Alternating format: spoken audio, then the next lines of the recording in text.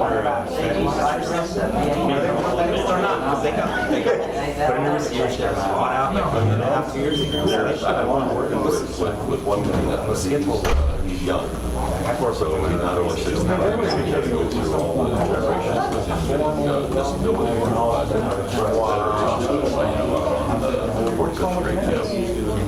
Motion to approve. Put a line item in budget, something, I don't know. I got one Vietnam vet who was in Korea. And Vietnam. He knows that we've got deadlines for August, let's start out with 21st. I got a friend of mine, we'd rather not do it on the 21st, because we're not gonna make the 7th, then everything. So the next we can do it on September. Which is, I think, our first budget year.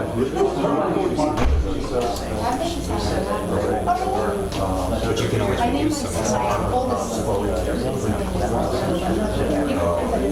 of the you guys got bonds coming in. I do. Okay, all right.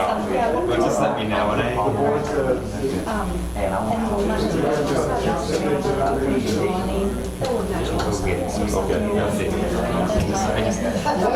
If there's over lawyering that's happening, it's not going to come from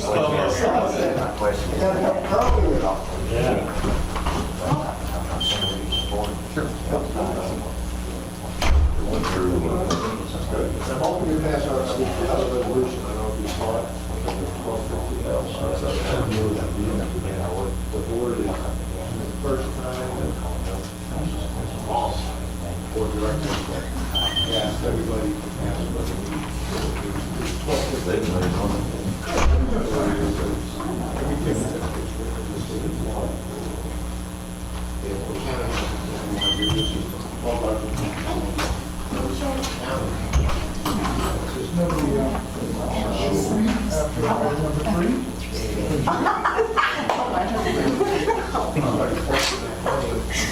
That's right.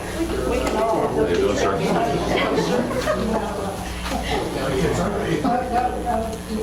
Subject of. No, that's a big thing. Do we see? I need to review it. How are you?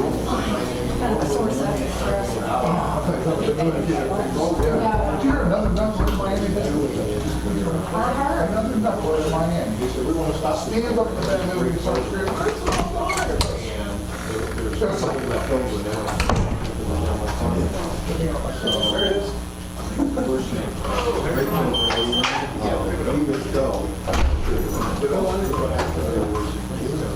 Please sign it.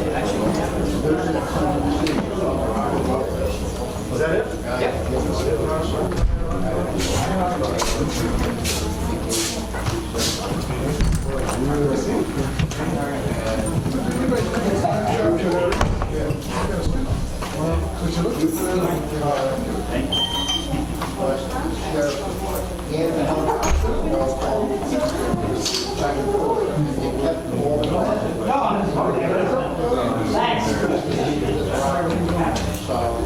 We're saying, give them a, keep it going. So we want to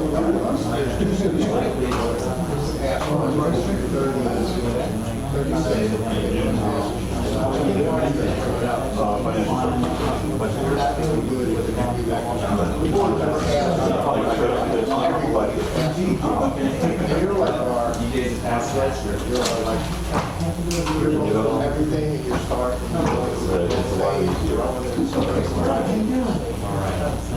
It's not fun here sometimes. But it's like both.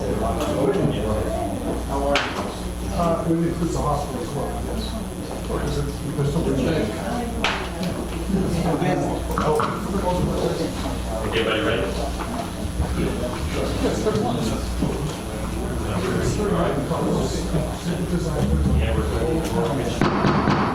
Good evening and welcome to the Tuesday, July 31st special town council meeting. You have the roll call, please.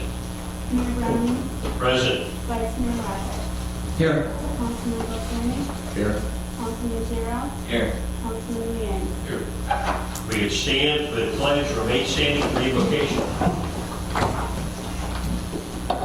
I pledge allegiance to the flag of the United States of America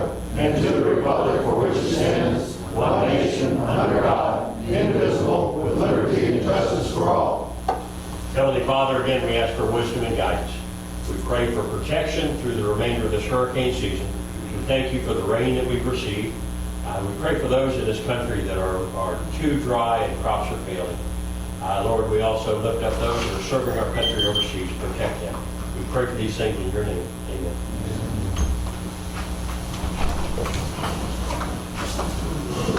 All right. Anything needs to be changed on the agenda? If not, we'll look for approval of the agenda. Mayor, I would just ask, you notice on your agenda, item 2 is the review of the 2012-2013 budget and capital program. And then item 3 is the Palm Beach Sheriff's Office PBSO agreement. And I'm requesting that you take that item first. We do have Lieutenant Thibodeau and Lieutenant Combs from the Palm Beach Sheriff's Office. So if there is any particular discussion you all would like to have, or questions relative to the contract and the service, they are here tonight to do that. And I figure before we get into the long and drawn-out review of the entire budget, since they're here, we want to move that up. Okay. So switch 2 and 3? Switch to it. Okay. Anybody argue with that? Yeah, make a motion to approve the agenda is changed from 2 to 3, 3 to 2. Okay. We have a motion to accept the agenda as adjusted. Second by Ryan. Further discussion. All in favor signify by saying aye.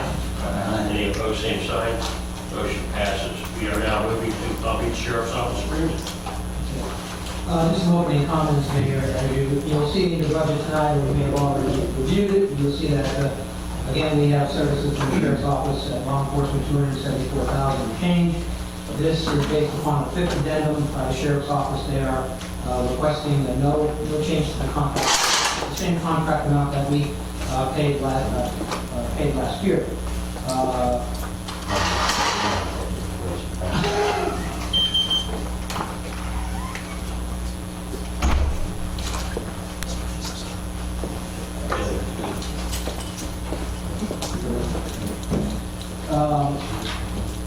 So as you know, the relationship with the Palm Beach Sheriff's Office, Lieutenant Combs, who is our commander, and I meet on a monthly basis. We have a very good frank discussion. The town has been very fortunate in terms of the crime level and the amount of actions that Lieutenant Combs has to deal with on a daily basis versus the entire District 15. So that's a good thing for the town.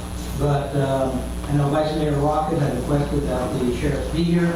I don't know if he has any questions or any comments he wants to give you, or if you would like to just hear from either lieutenant, but they're here now for provide you with any input that you may feel necessary.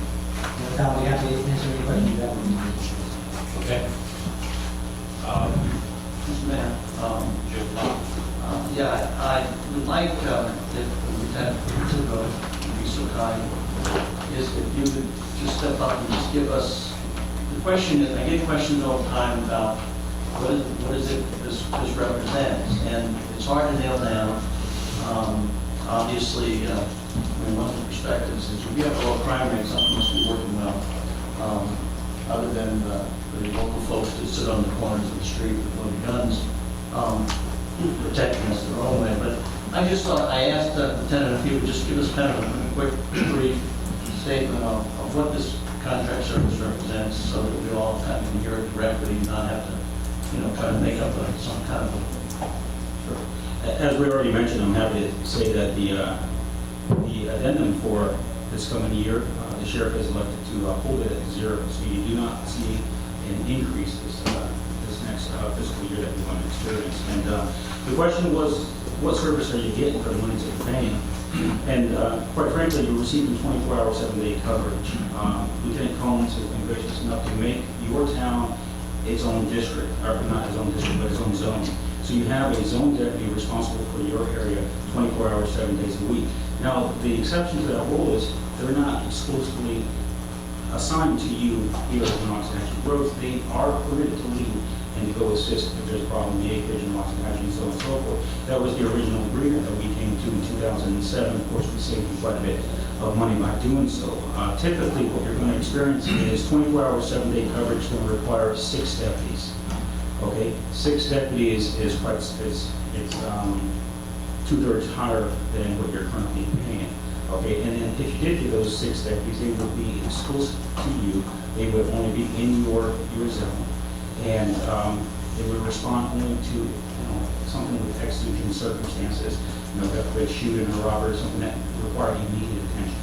But what you receive is 24-hour coverage, 7 days a week. In addition, not just to your deputy, but you have a sergeant who's on your radio who's assigned to this District 15 that your Lieutenant Combs is responsible for. You're getting that expertise as well, 24 hours, 7 days a week. You're receiving the lieutenant with his administrative schedule. Of course, he's at your meetings, he meets with your town manager monthly. And also you receive a watch commander who's a lieutenant equivalent. He's a lieutenant on road patrol, he oversees operations, and a captain. And those guys are out there 24 hours a day, 7 days a week. So your deputies are not alone, they're not an island within themselves. They have plenty of resources available. You have all the ancillary services that you become accustomed to, with the helicopter, with canine, with crime scene, with whatever else that we may need. Motorcycle units on occasions, or traffic units and such. And obviously your 911 calls for service are handled all the time. So that's there in a nutshell what we're receiving, what you're getting for that purpose for your day. Okay, any questions? I think you're all doing a great job. And we appreciate you allowing Lieutenant Phillips to be out here. Well, he does a great job with it. And customer service is everything, and Mr. Rock and I spoke about that earlier. And I think Lieutenant Combs does a wonderful job. He's always there for your town manager to answer questions, and he's available to you. So, hate to say it, but use him. He wants to provide you that quality service, and we understand we do provide a service, and you're our customer, and we respect that relationship. Well, he is the face that we see, and as far as the representation of the Sheriff's Department. And he does a great job now when he's delaying those meetings, he's here. So he makes himself available, and it's very important. He's a good guy. Yeah. Anyway, thank you very much. Yeah, appreciate it. Okay. All right, moving to the Muncie County program. A couple of quick announcements. First of all, my associate, managing partner of Underwood Management Group, Bill Underwood, is here as well to address any questions that we may have as we go through the budget review tonight. Secondly, I would advise the council that you see a notebook that was actually placed tonight. And what that is when you've had a chance to leaf through it, you'll see that we're kind of building you a comprehensive budget book. Every time we have a meeting, with budget information in there, it's put to the back of the book, and then we put a new. So we've had the July 17th meeting, we've had July 23rd FAAC meeting, and now you have the information tonight. And it's up to you whether you want to give us the books back, or you can keep them, and we'll give you the supplements. But every time we have some type of discussion as it relates to the budget this budget season, you'll get another set of paperwork that you can put on top of that, and that way you'll have a complete budget book, so you'll be all set comprehensively with your budget process. Mayor, we can do a number of ways. We're happy to do it any way you'd like. We can go, line item by line item. I can skim through and hit big line items. I mean, we're here at your disposal tonight, so I think give me some direction how you want to go, and we'll do it. Typically, what we do is start with the first page. If anybody has any questions or concerns, we deal with it and then we run through it. So is everybody all right with that? Got a question. Sure. We talked briefly about this line item,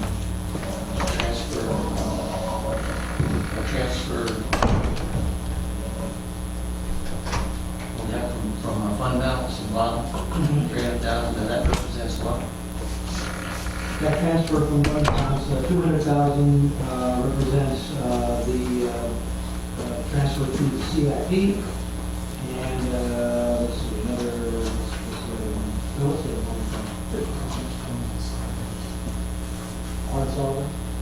part of solid waste, transfer part of solid waste. Okay, go page one. Yeah, on page one, that's the revenue item, right? Yeah, revenues, estimated revenues is page 1. I don't have transfer to solid waste on page one, no. Just CIP is 200,000? 200,000. 700,000, I don't think it's transfer to solid waste.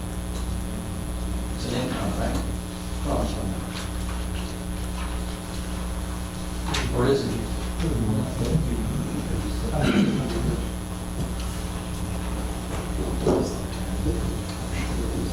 If the council will recall, Bill Underwood, managing partner, council will recall, at the end of September 30th, 2011, you actually had a very good year, and you put away roughly $357,000 into undesignated net asset, or fund balance, unassigned.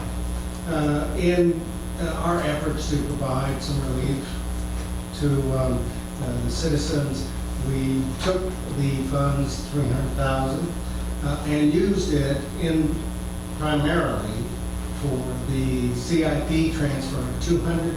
The balance of it, along with other revenues, was going to the solid waste fund. And you'll see those in the appropriation side of the budget.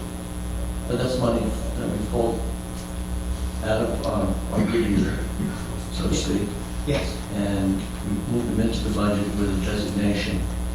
CIP is part of that, and the other part of that designation is intended to move to the, later on to sanitation.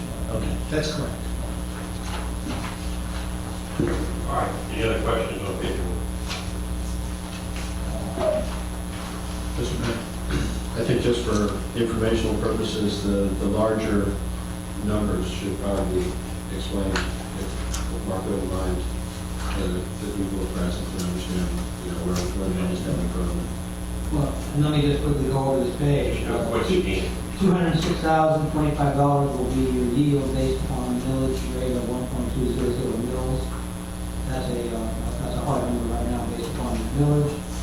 Let's see here. Pretty much the rest of the numbers as we go down that column are the intergovernmental transfers from the state.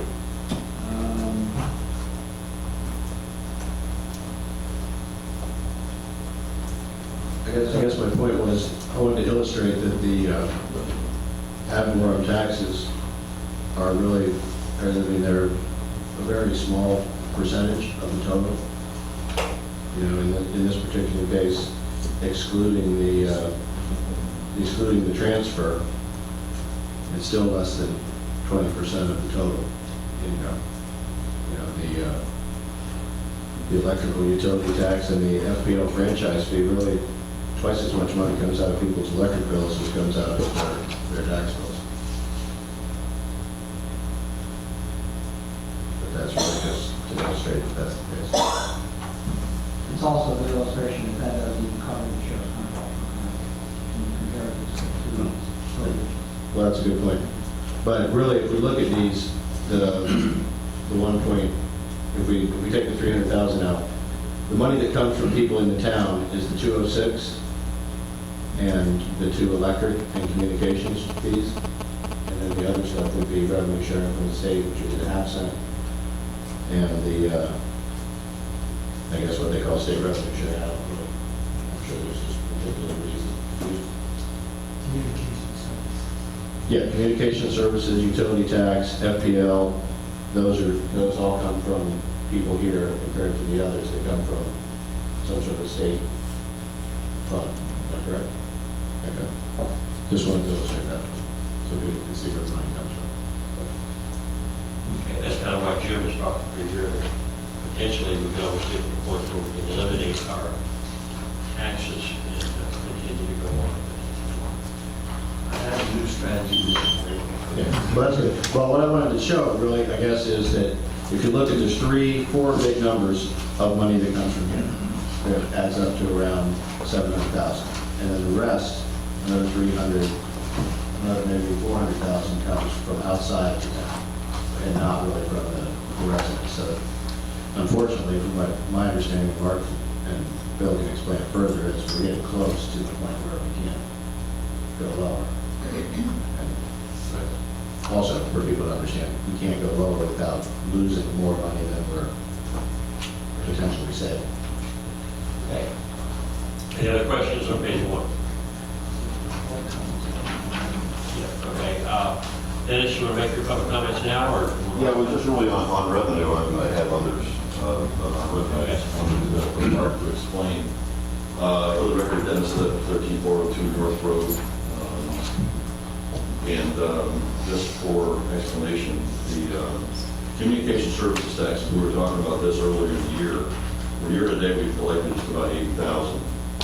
And started out in fiscal 9-10, 271,000, 10-11, 153,000, and so far 11-12 we collected 140. We had budgeted 145,000 and only collected 79,000 through the end of May, which puts us somewhere around 21% off from previous years. And I don't know whether there's any explanation for that. I can see a lot of things going down, but I think we would make it a little bit aggressive on budgeting 136,000 on something that's down 21% with only 4 months left. I would have two responses. First of all, 136,726 is the number provided to us from the state in terms of what we believe we're going to see. The disparity from the 09-10 to now, 271,000, I believe that was due to incorrect posting. There was an audit of communication services companies in the state, and they caught companies maybe not divvying up the proceeds where they should. And the town was the beneficiary of finding some of those inaccuracies. Okay. All right, and going on to state revenue sharing, those aren't as glaring, but it's still, projections are still, 8 to 9% less than, and with the downturn in the economy not looking like it's going up any. It's big enough to throw a sombrero over, so I'm really not that concerned about it. I just thought we had pointed out is that some of these things that look like they're, gifts from the state go away. Thanks. Thank you, Dennis. All right, moving to page 2. Mark. Okay, page 2, Your Honor, the big items that we talk about. We look under the, starting off with legislative, we have $20,000 for professional services, and that is related to the ordinance codification for municipal court, code court. We were trying to address some of that this year, but basically what it is at this point in time, we have the ULDC that's codified, but we don't have all the rest of the ordinances that we have adopted codified, so we're going to try to hit that this next fiscal year, and that's our best estimate as to what that may cost us.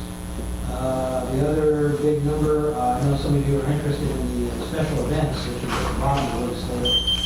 That's 5,350. The way we've broken that up is there are 4 categories: holiday parade supplies, holiday parade float. We did budget money for the volunteer committee member appreciation, either dinner or luncheon, what we're going to try to do at the end of this year. And then we allocated $2,000 for other unscheduled events that, as a council, you may want to consider taking upon yourself to review. Jumping over to the next, the executive branch. And real quick, how much did you have down to the float? For the float, we have $1,000. Okay. But typically, were we planning on something more than what we've done in the past, just riding in the cars?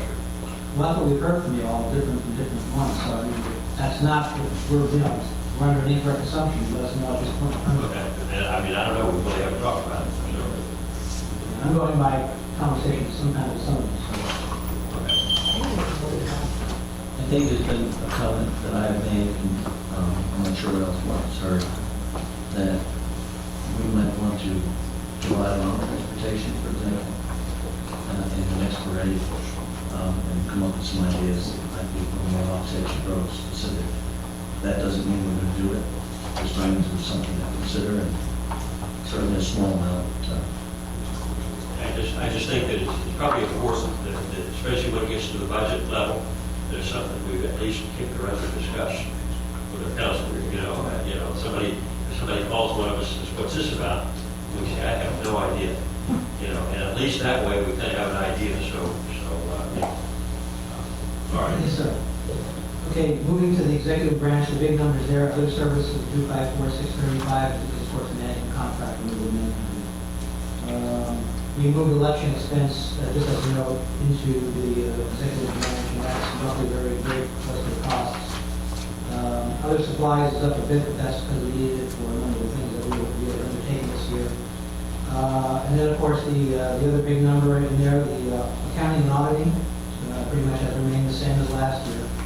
The last big number that I would point out to you is on the professional services under legal.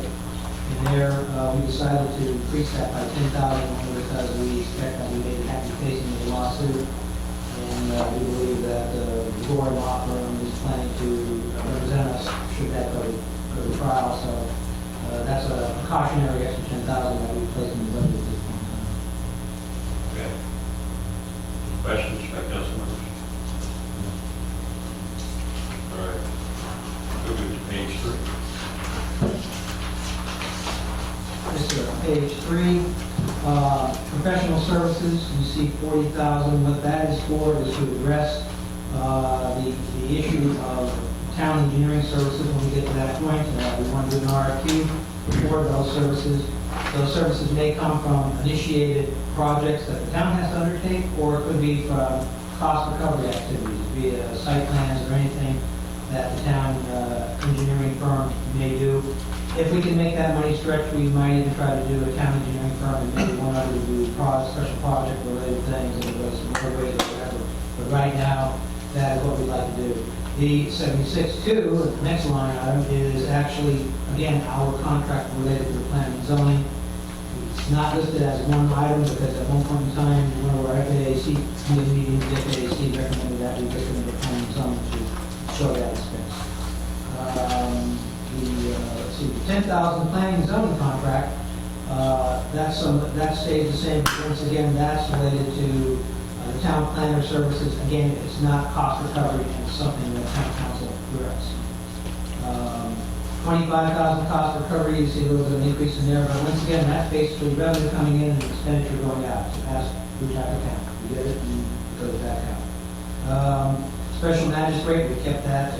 It looks like year to date so far it's $13,012. We expect that the 16,000 is going to be a good number. The 41,000 code compliance, that represents again the new.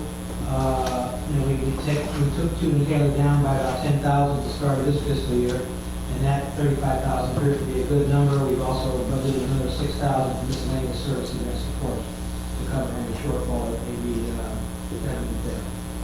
The other numbers, rentals and leases, that looks like a big number, but here just a quick breakdown of those. That includes the rental of the copiers. As you know, because of the problem we had with our landlord earlier this year, we had to go ahead and rent a storage unit at Easy Self Storage, which cost us roughly about $788 a year. What we have up there is extra files and things that we received from the county, some of the extra supplies, and of course we have all the CERT supplies that we use to house here also. Then we have, of course, the meeting room rental. We've indicated there 3 meetings a month. However, at some point in time, we could have 4. If we had a given month where we had the P&Z, the Western Trails Committee, and the FAAC meeting, and a special magistrate, you can see what the 4 meetings a month at that site. We have, of course, the rent for the office, and the other 2 are for minor drinking and miscellaneous. The other 16,000 number, that's just a number from the general liability that we plugged in there. The other big numbers going down the page, you can see the $220,500 transfer to the sanitation fund that Mr. Underwood talked about, and a $200,000 transfer from two capital projects. The only other big number on that page is the professional services for PDSO, which we discussed at $2,475. And under public works, we listed additional $9,000, and that's to address the contract of our solid waste monitor. You know, give us the approval to go ahead and revise that contract to include public works type services, and so that addresses that particular issue. So, do you have any questions on page 3? Do you have any? Yes. We addressed this money going out at this point to sanitation fund, or we want to address the money coming in to sanitation fund? I mean, we address it now. I think at the last meeting, I made a couple comments along the lines of this transfer to sanitation. The first perspective I shared was that I'd like to do this. I think it's a great idea. But I'd like to do it so that we can repeat it each year and not necessarily give away such a large chunk the first year. The number I was kicking around is $139,000, which represents $100 per.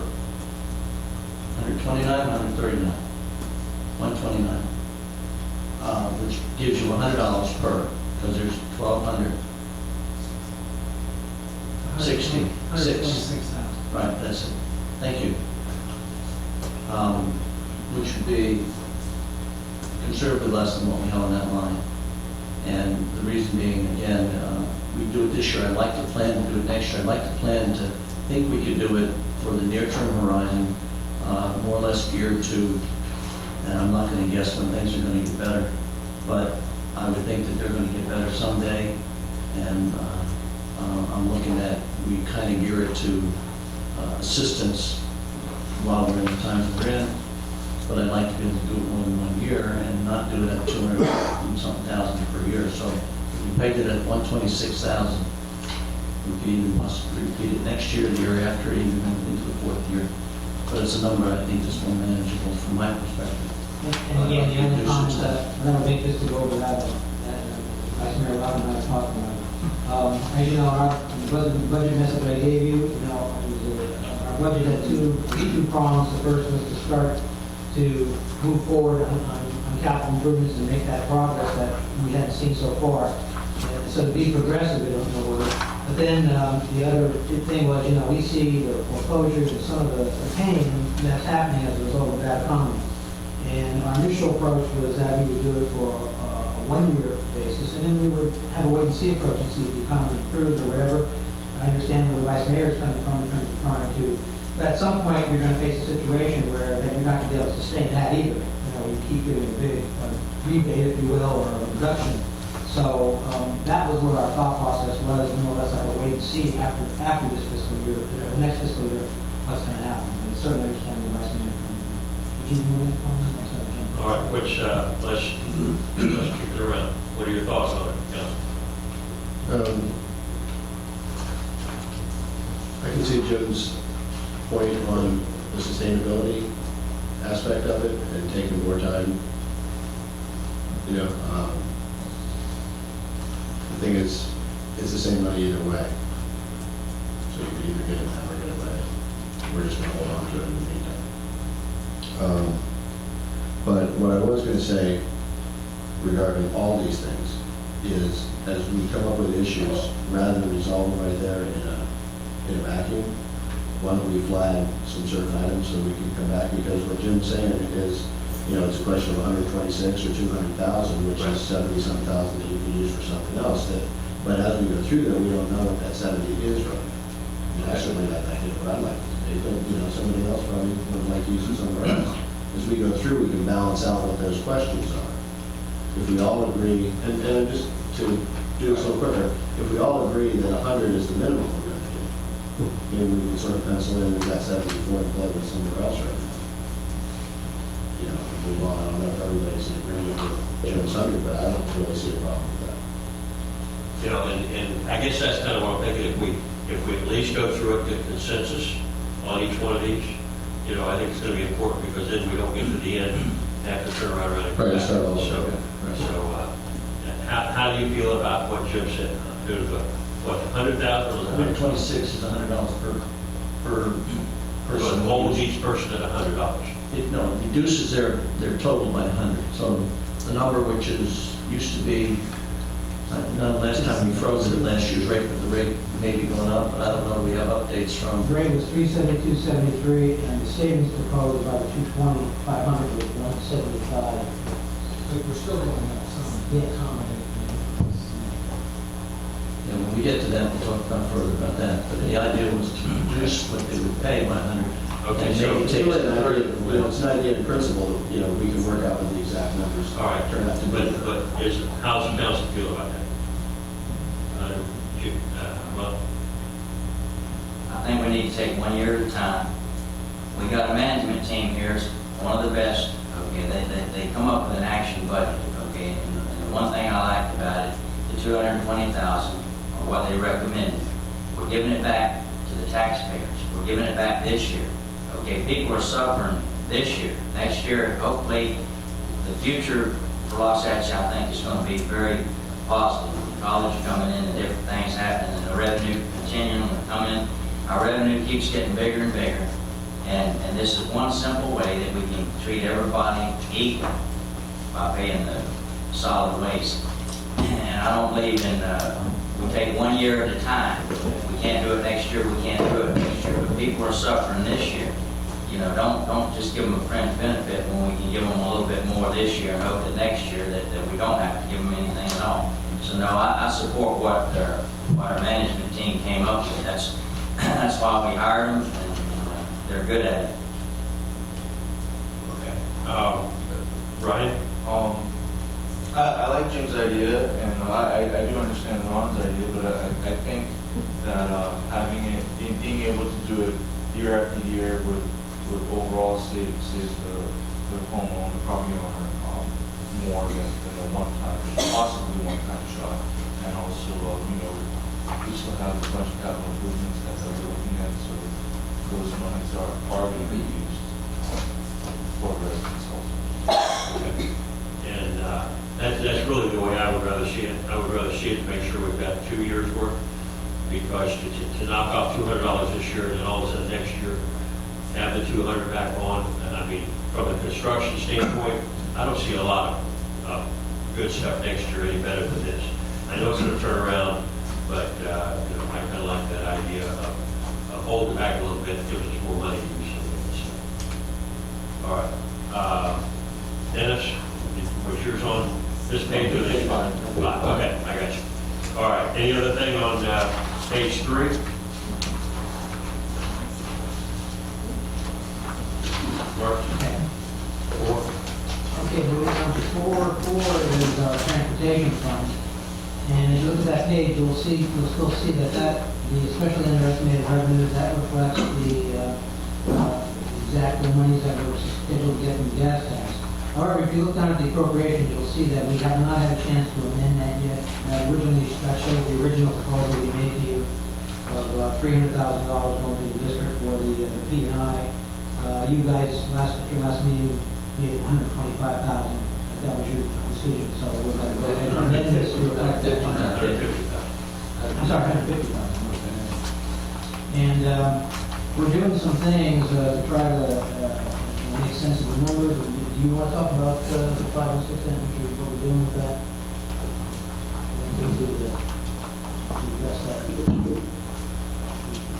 We, pursuant and obviously always defer to town council, but with the 5-cent gas tax, to the best of my limited ability, it can only be used for capital purposes, and that's a big and. It has been included in the town's capital improvement element of that comprehensive plan.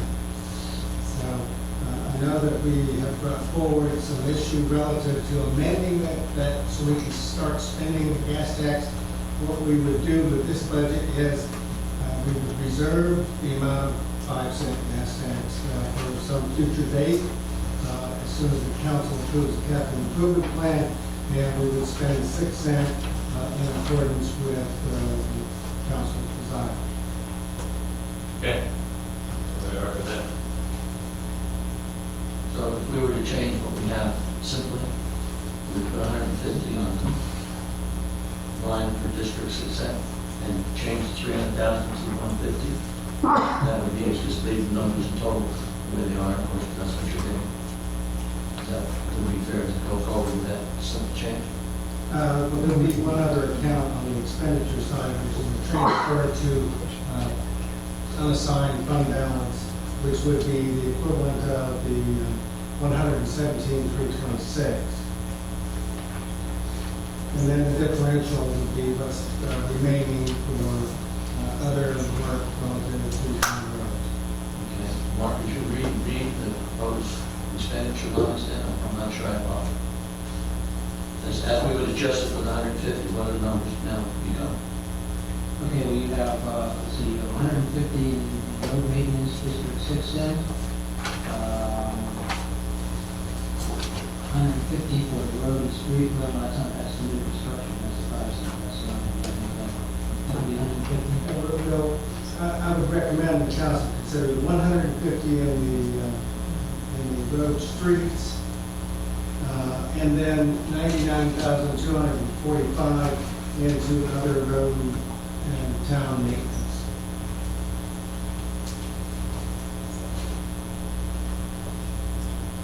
Of course, the 117, there'll be a new account number added, where we reserve the funds for capital improvements that the council approves. So we're going to do account added, that'll give us the amount of what? That amount will be 117,326. Okay. We'll have 150,000 to supplement the Los Angeles Water Control District and the differential for other work that the district may do for the town. Do we have an estimate on the price of collecting Canal Road? We have a rough estimate, I think, the company engineer was close to, I think, 200,000, but then there was some additional road rock, that is my understanding, that was needed along with them. And of course, you also have to add into that, engineering, the legal expenses, and of course, and the work, the actual construction work itself would be via bid, while the other would be via contract, and we're going to have to do CCNA, and town attorney and I looked at that. Survey. And we're also looking at, we still have to meet with Clayton and Mary Vitor one more time. Mike and I had a meeting, a conference call, and we're looking at one more meeting to see just what kind of surveying we need, because there is some concern over the surveys in that area. So, you know, we think it'll probably be up very close to the 362,000 that we have identified in the capital improvements plan for roads. And also, what I see then is definitely a dichotomy between what's written here and what we've decided to do. If we've decided to do the OJ bond, collecting Canal certainly should be here. And, you know, whatever's left over out of this needs to come from somewhere. It is there, it's in the CIP. You gotta remember, FY '13, the capital budget year is money that's part of the budget. Well, I understand It's that, all the but- out years that are just planning. Well, to me, there's 150 that we said we're going to give to the district, which leaves 150 left out of the 300 in this number if I left everything else the same. So that 150, are we going to use that for collecting canal and then take some more money from somewhere else? That's what I'm trying to understand here. We're going to take it from the capital improvement fund, which is going to be your page 5 or 6. We're going to take the entire amount from the capital improvement fund? I believe that was the intent. We have road and drainage, improvements, everything. Then I guess back to- 62,466. Back to Jim's number then, I'm wondering where the 150 ends up that we took out. If this is 300 now, we're going to put 150 instead on the line above it. The 300 goes away. Yes. 150 goes there. There's no 300 completely goes away. Yes. Okay, now what?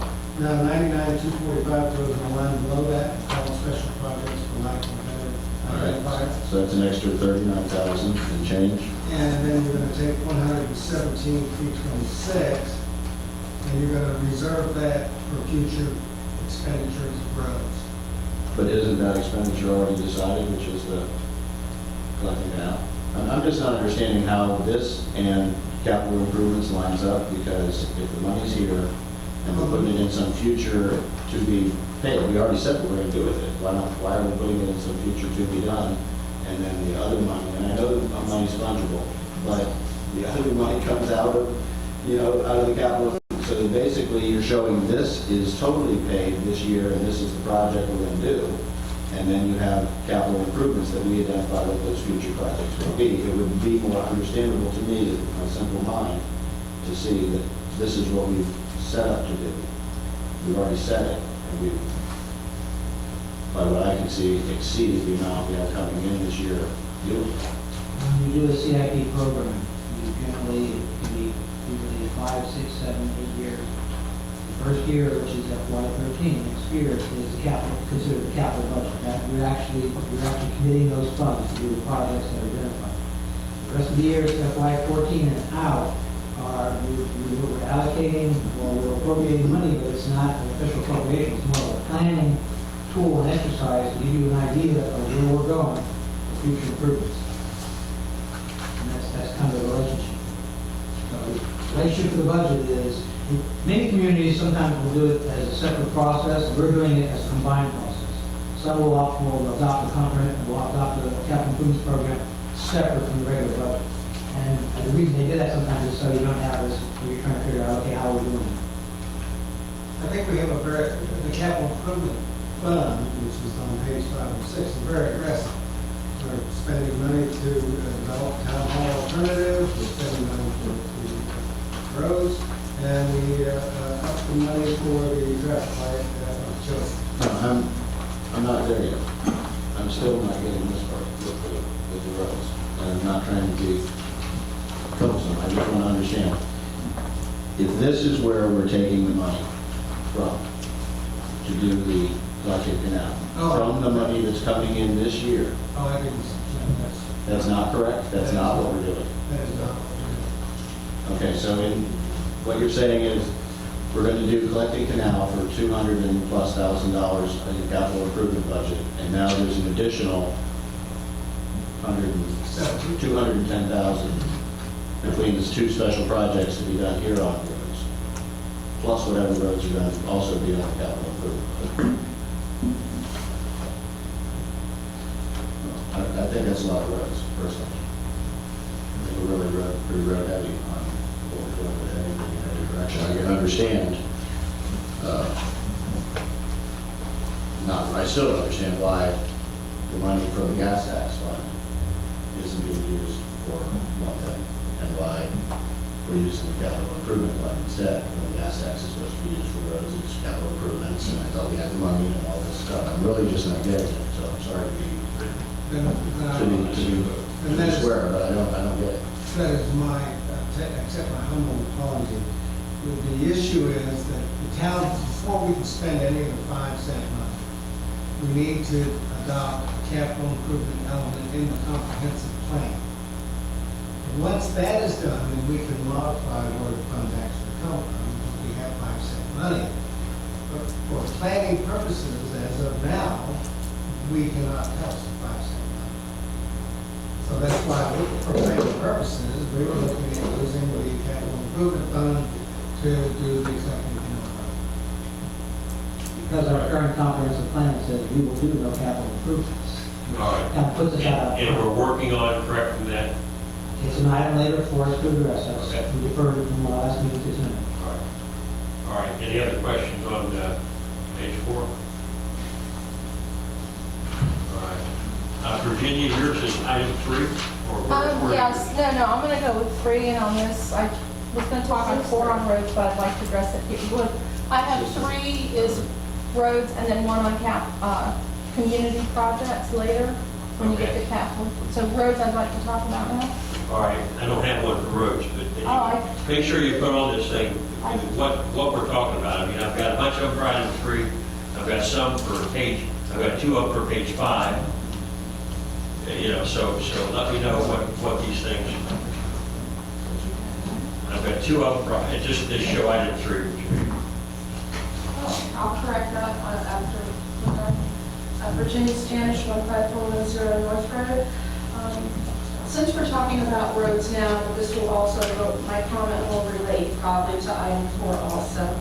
A few meetings back, Ryan Lane brought up a good point that FDOT may need to be brought up to speed about what we call roads. And at that time, he was talking about the College and B Road. But as a resident and a landowner, and we're talking about all these road projects, all these specific road things, gas tax use, OJMing, everything.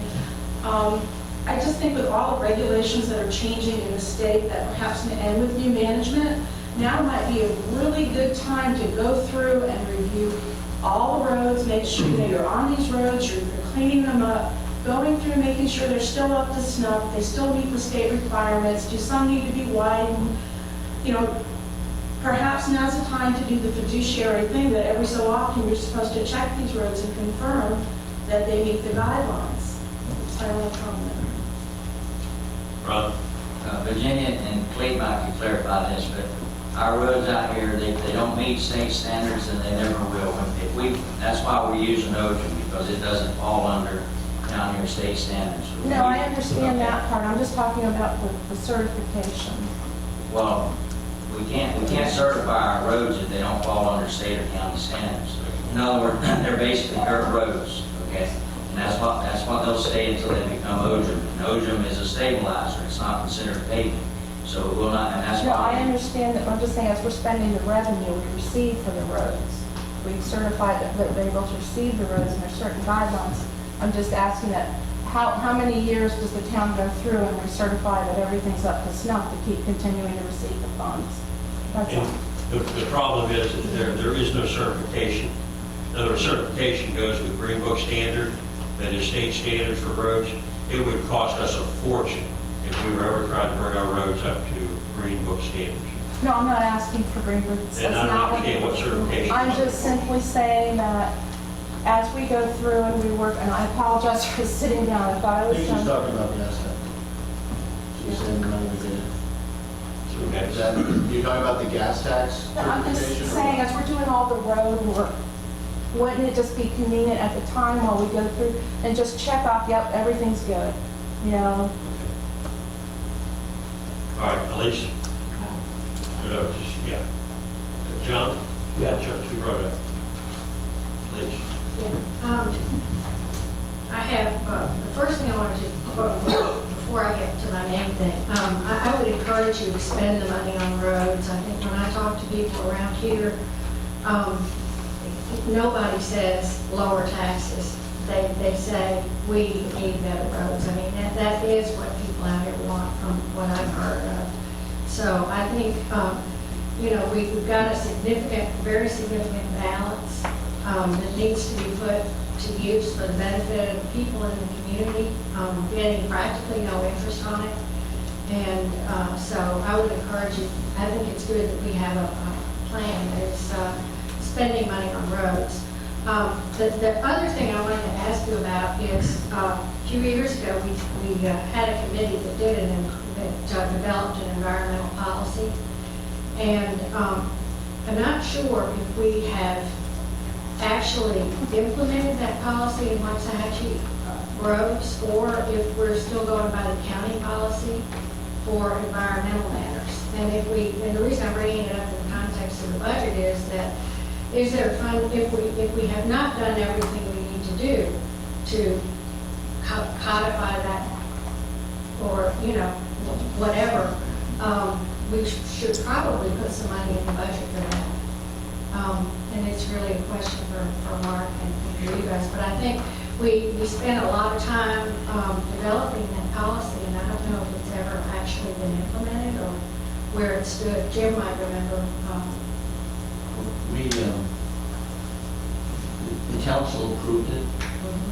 It was approved before me. It's on our website. Mark happens to, may recall a note recently about how that may or may not meet our land use code environmental comments that we have in there. We never matched those two up. Here's the comment I would make, and this brought up a very interesting and important issue, because we're starting to see it.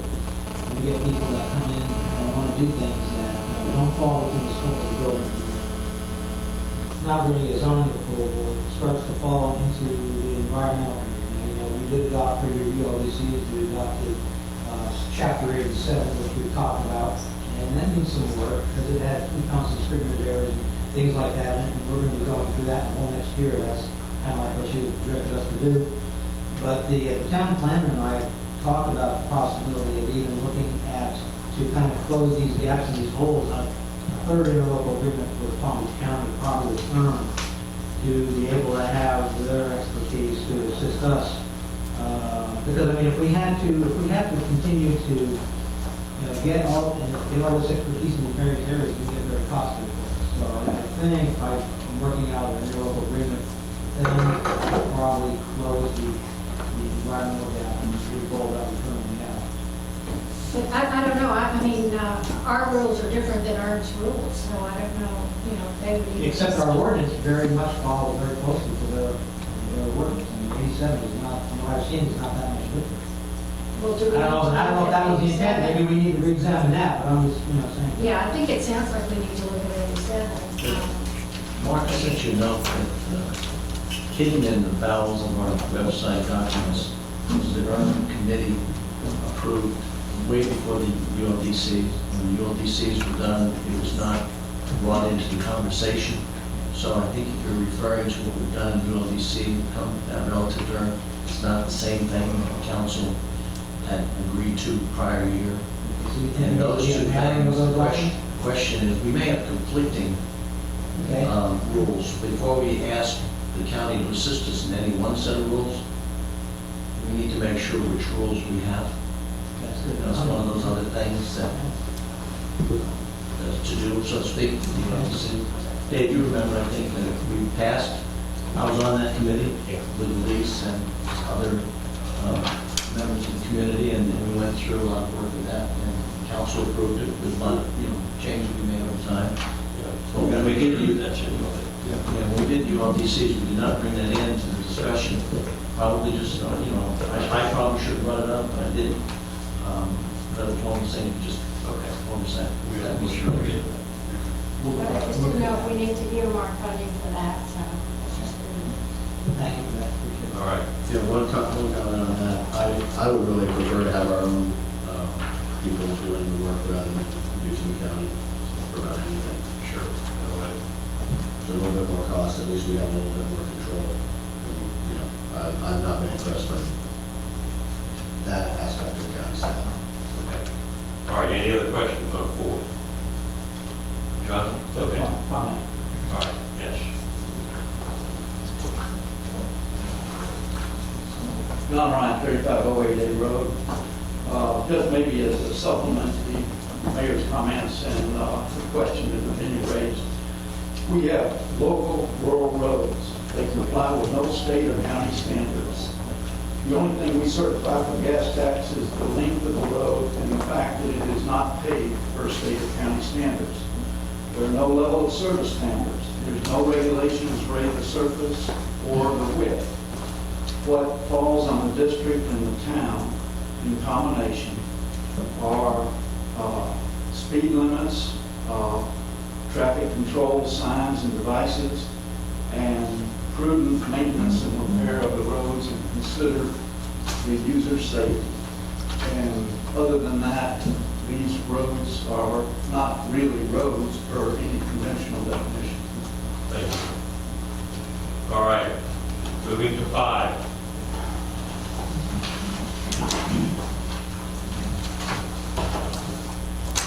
Okay, 5 is the capital improvement program. And you see under the estimated revenues, as Bill indicated earlier, we have $200,000 contribution from the general fund and a transfer from the fund balance of $912 to $1,112,166. Basically divided up into 3 projects, $500,000 for the development of town hall alternatives, $362,466 for road and drainage improvements, and then $250,000 for the traffic light at the facility, which represents the actual spending, the actual capital budget year, as it relates to this coming year. Okay, questions? Comments. Certainly, I'd like to see monies restored for linear park and trail system. I think to remove them is very short-sighted. Very disappointed in staff for doing that. Nobody discussed it with me. I thought we had consensus that this was a worthwhile and expected project, so I'm a little disappointed with that.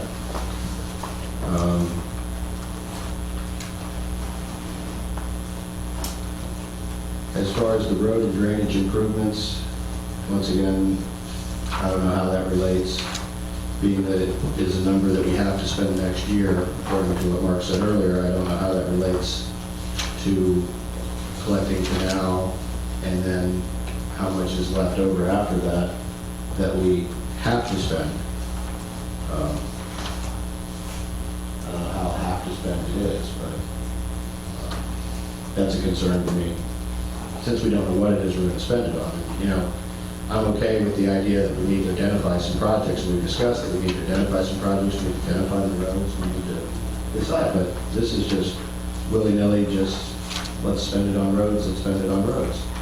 I know that's something we're going to talk about later tonight, and I'm really heartened to see that we have some criteria in doing it. But once again, a lot of money, and it's all in one direction. And I've objected before to the traffic light on Okeechobee. We were going to try to get the county to pay for that. There's a map in the town office that shows the town roads, and on that map, Okeechobee is specifically a different color because it's a county road. And I don't think that we should be expending a very significant amount of our funds on doing it. And I know we are trying to work with them, and I believe Jim's supposed to be speaking to the commissioner on the subject, but I really think that would be a nice thing to see them pay for rather than us. And I understand the town hall problem, but at the same time that we're right now paying a very limited amount in cash flow towards our facility, that even were we to want to purchase land, want to develop a hardened structure, et cetera, that we'd be better off borrowing money at the low interest rates that exist today than expending $500,000 in funds. It's not prudent when funds are cheap to be spending them out, so that later, when funds are expensive, we may have to bring them back. We don't know what the economy is going to do. Europe's been supposed to get better for how long? China's going to do this. We're going to do that. Real estate, nothing's changing. It's getting worse. So to think that some rosy coming around the corner thing's going to happen, I don't agree with. So I don't think we should just be, let's say, blow all the money. Because, and I know people are going to say, well, we would need to show and do things with people. I agree. But we don't need to spend all the money. And I think $500,000 is sure a lot of money. That's $50,000 an acre for 10 acres of land. That's pretty high a price. It's a lot higher than the prices I'm hearing about. So, I don't think we need, if we are going to do this, we ought to really consider the magnitude of this in relationship to our total budget. We ought to consider location. And location being right on Southern is not, to me, something that's important to us because we don't need that. We don't need that exposure. We don't need to pay that kind of money for that kind of facility. I just don't see it personally. There's always a government desire to build bigger and better, and there's certainly a lot of examples in Palm Beach County of just that, but I don't think we should become one. And we have some development coming on, as I've said before, that may be able to work us out a place where we can get a long-term lease, or we can get a building built to spec on their property in a small piece, as compared to putting together our own big thing. So I really think before we look at this 500, which, as we talk about as a have to spend, before we do that right now, we really ought to think about it, and we really ought to consider it. And if that means doing a study, doing a survey, doing a lot of things, we ought to think about it before we blow $500,000. It's just going to end up with a piece of property if we decide that we're not going to build on it. And then we're going to have to get rid of it at a sale that we're going to lose money on. So I'm just concerned that it's a very significant amount of money to be appropriated when, we hear about roads. This is going to take a huge chunk out of it. Sort of roads, and it's wiped out the linear park completely, all because somebody tried to raise our rent. There's some cheaper alternatives in my mind than this. Okay. Ron? Well, first of all, I would like to see something set aside for equestrian trails, but we tried to grant this year, that didn't work out. But there's some things I see that we can do this year that we can pay for and make it work. I'm trying to get with the Trails Committee and stuff, but we've got a section of land in a certain spot in Loxahatchee that I've been patrolling for 2 days trying to get a price on it. The last time I checked, it was a little over 5 acres, and the last time I checked, they were asking $175,000, and that was over 6 months ago. So they're not selling it, they're desperate. The people live in Utah or someplace, and they're paying outrageous taxes. But this would be a beautiful site for an equestrian center to go from one point to another point in both directions. Happens to be over off of A Road and North Road. So I could see us purchasing a piece of property while we're working on the grants, while we're working on the right-of-ways and stuff like that. I do believe that and when I say trails, I'm talking about horses, bikes, and hikers. Three types of recreational purposes there. As far as the linear parks, I don't have nothing against linear parks, but in the last week I've been doing some research.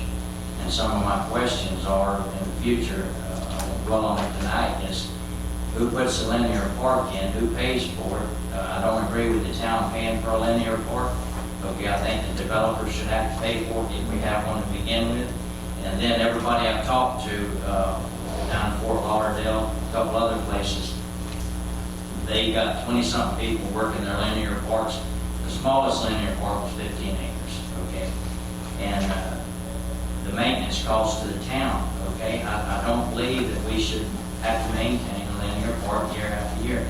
I think before we worry about stuff like that, we concentrate on developers paying for it. When the college comes in, they're going to have trails, walkways, and places where we can go and enjoy life. Okay, but the equestrian trails and stuff, I would like to see us set aside something so that we could have the capabilities, and I'm assuming that if something came up, we could pull it out of a contingency fund at the support of the council to purchase land or something, right, Bill? Okay, so even if we don't set aside something, if we come up with a great idea, we can proceed with it, because I do think we need to continue year after year working on the equestrian trails and stuff. The red light, I spoke about that before. First of all, these three projects I think is great, okay? Elise Ryan told it just like it is. I talk to more residents out here than anybody in this room, okay? And don't, trust me, I know more people out here and I talk to more people. And the priority right now is roads. They want a decent road to drive on, okay? They want to be able to ride their horses. They want to be able to ride their bikes. If you check the Ocean roads right now, if you want to spend a day in Loxahatchee just cruising from road to road, ride usually my neighbors and stuff, they ride at 7 o'clock in the morning, between 6:30 and 7:30. They ride A Road up to Okeechobee, the sidewalk into Publix area, and they come back. But you don't find anybody, the only people, I correct myself, the only people you find riding a bicycle on a dirt road is the Guatemalans and stuff that are trying to make a living, and they're trying to get back and forth to work because they can't afford a car. But for recreational purposes, people love these Ocean roads. And yesterday I was riding North Road. My husband and his wife and 3 kids, one in a baby carriage, headed westbound on North Road. Now you wouldn't have seen that when it was dirt, okay, because people were too dangerous. And I gave them my card, I talked to them, and they said, and they actually live at the corner of 147th and North Road. Well, they put a fence up, a big wooden fence, to try and keep the dust off the kids and off their property. Well, they don't need the fence anymore except for privacy. They said they love the road, they can use it now. So roads are important, so I think that's something we need a budget for. The town hall, I disagree with, we don't need a town hall now, or we don't need to start preparing for a town hall. Okay, I'm going to tell you right now, when the opportunity arises, they're going to kick us out of the place where we're at right now. They tried to go as far as they could, and our only hope is that lately, when they decide they want to kick us out, then we'll take them to court, and we'll prolong it for a year or so until we have our own place. The Chamber of Commerce, from start to finish, they've got $700,000 invested in their Chamber of Commerce off F Road Southern. That's a beautiful place. It's not huge, but it would benefit the town of Loxahatchee. Just because we're setting aside $500,000 don't mean that we're going to spend that $500,000, but we got to start somewhere. We got a budget for it, and if we're lucky enough to get us a town hall for $500,000, then we pay for it, and we have it. Property and stuff. I know the town management, they're doing a lot of research on future developments. If people want to lease to us for unlimited time. At one time, before I got on the council, when the Simon property started talking about commercial, I remember what they told the town council. They told them that, hey, we'll give you a section for a town hall in there, you know, but nobody liked the idea. I agree with Tom about, I don't like favoring Southern Boulevard. I want to get it as centered in Loxahatchee as possible. And I'll be frank with you, I'm doing some research on that property at F Road in Okeechobee. It's cleared. I looked at D Road, the Villa and Son property, but man, it costs us a fortune trying to scrape that place up. And plus the guy he wants to sell, I believe it's 81 acres, but they want to sell the whole 81. I said, no. I said, we can't buy 81 acres, maybe 5 acres, but no, we don't want that. But with the firefighters' property on F Road, Okeechobee, that's pretty centrally located. It's cleared, it's got water, it's got sewage, it's got a church on one side, so we don't have to worry about what happens there. We got a road on the west side, so that protects us. And that would be a beautiful location for our residents to come there and enjoy whatever we can put into a town center at economical cost. Now, whether you like it or not, right now is the time to buy property.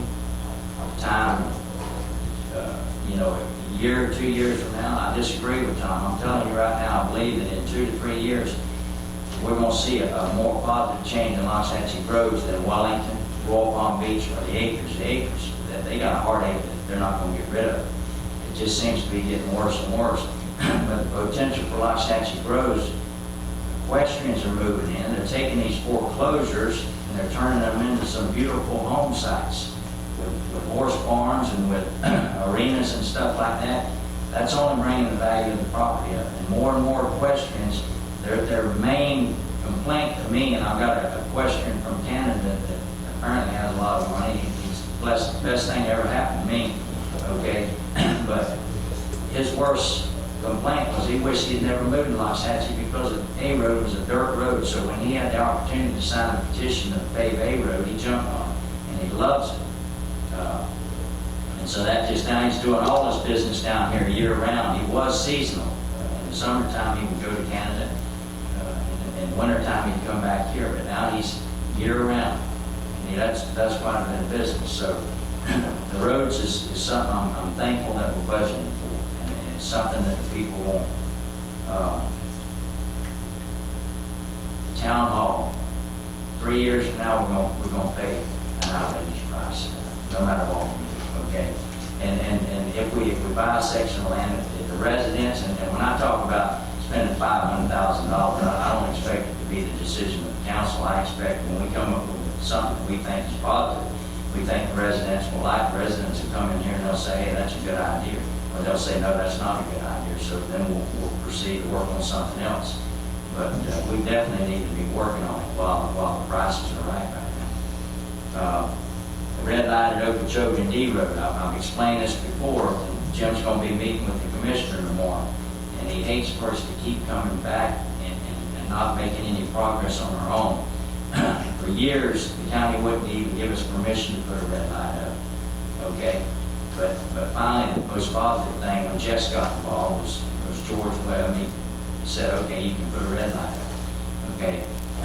To get anybody to pay for anything, we have to have an engineering plan. We have to know approximately whether we can do it and what we have to do at D Road and Okeechobee to put a red light in. Do we have to fill the canals in by state law, whether it's 2-lane or 4-lane? We've got to add turning lanes and stuff like that. So somebody needs to come up with a price, and the county's not going to be putting no money into it right now because they'll tell you they can't afford it. It's not in the budget this year. Everybody's cutting back.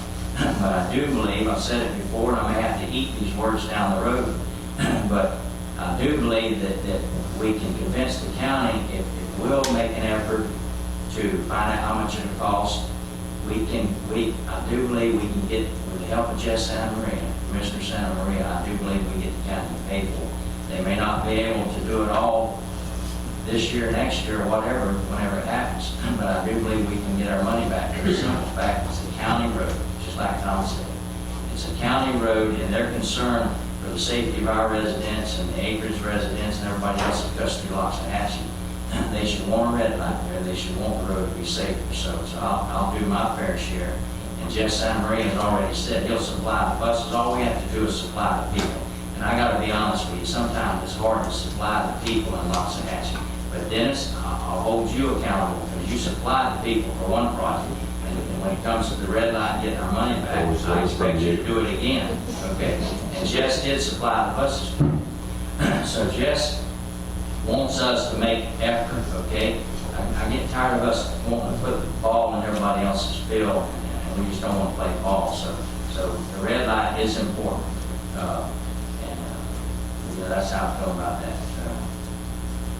As far as blowing all our money, I'm gonna tell you something. The fact committee's sitting in this room right now, and if we blew $500,000, that's not even gonna scratch the surface. We got our contingency fund, we got our reserve. Each year we still hold $2 million, and each year we build up more, even if we spend the $500,000. And when you talk about interest, borrowing money instead of use our own money. No, if I had my way, we've been paying for the Ojum roads, and we've been making the water control district with your tax dollars is paying 3% on your money, okay? Now, if the town would have paid for that loan or whatever, okay, we could have gave you a break and made 2%, okay? Instead of making 0.01% on our money, millions of dollars sitting in the bank. So that's where I stand on that. I think this is a good idea, and I support it. Okay. Right? I pretty much scored most of the time on it. I do agree with Ron that we should set aside some money for trail system. Because I do think next year, when the community gets off of their little break, they'll be anxious to get going, and I'm sure they could use some funds to get moving on at least some of the projects that they want to do. Everything else from the red light, I will definitely want to move ahead on that within the next 6 months, hopefully. And I do think we do have to look at a long-term location for our town hall. Whether we spend this $500 this year or next year, I do think we need to set aside funds for it. On that, I'm good with the CIP for now. Okay. Jim?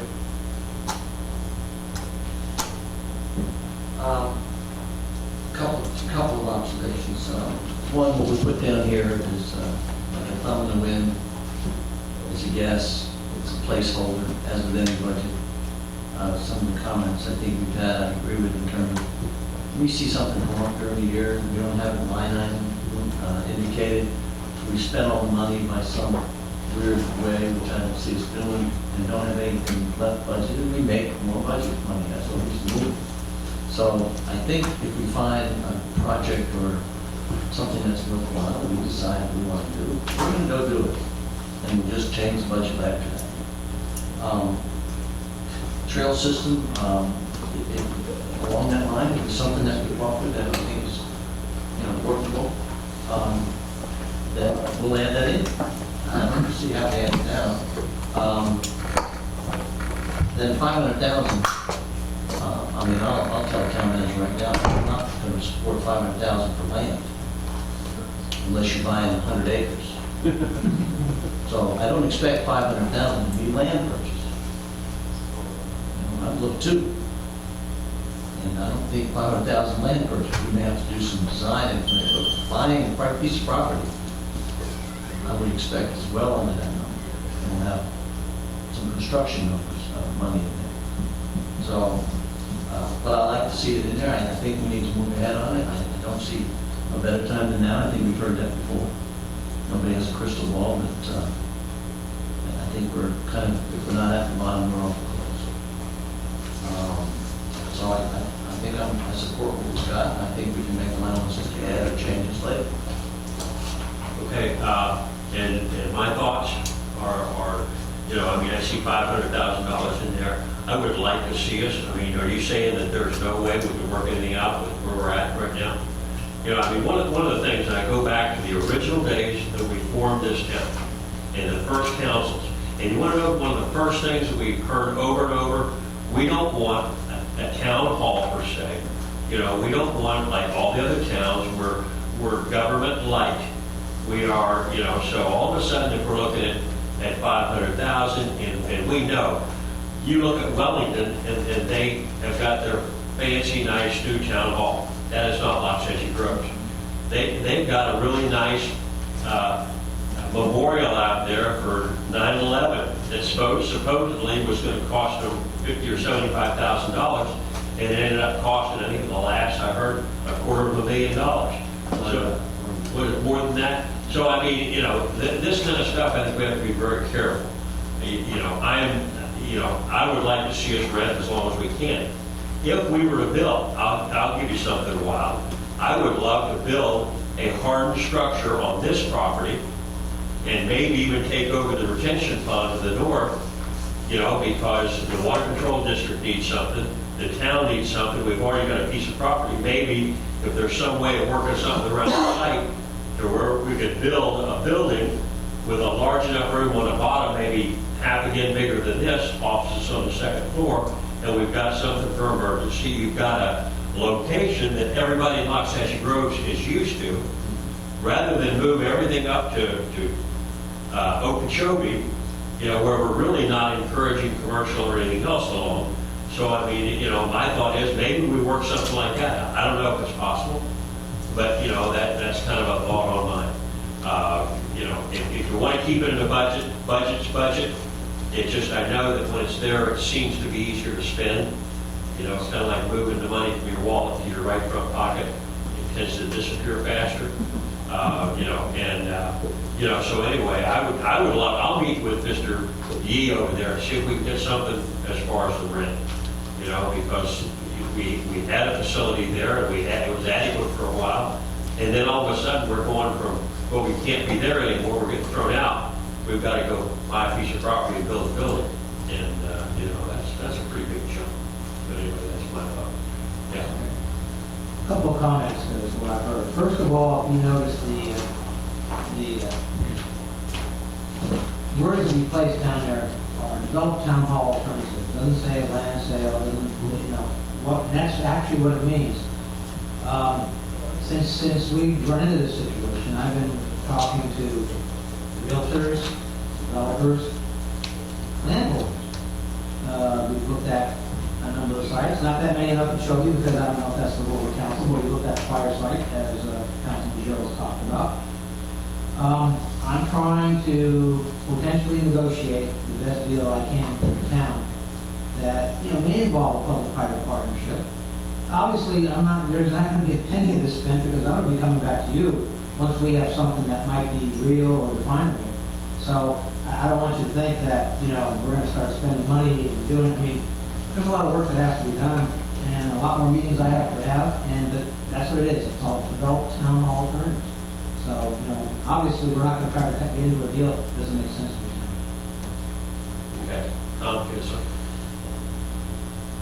I appreciate that budgets are budgets and all this stuff, but it's funny how other projects are listed, and the one for Linear Park is something that we don't need to list, we can do it later.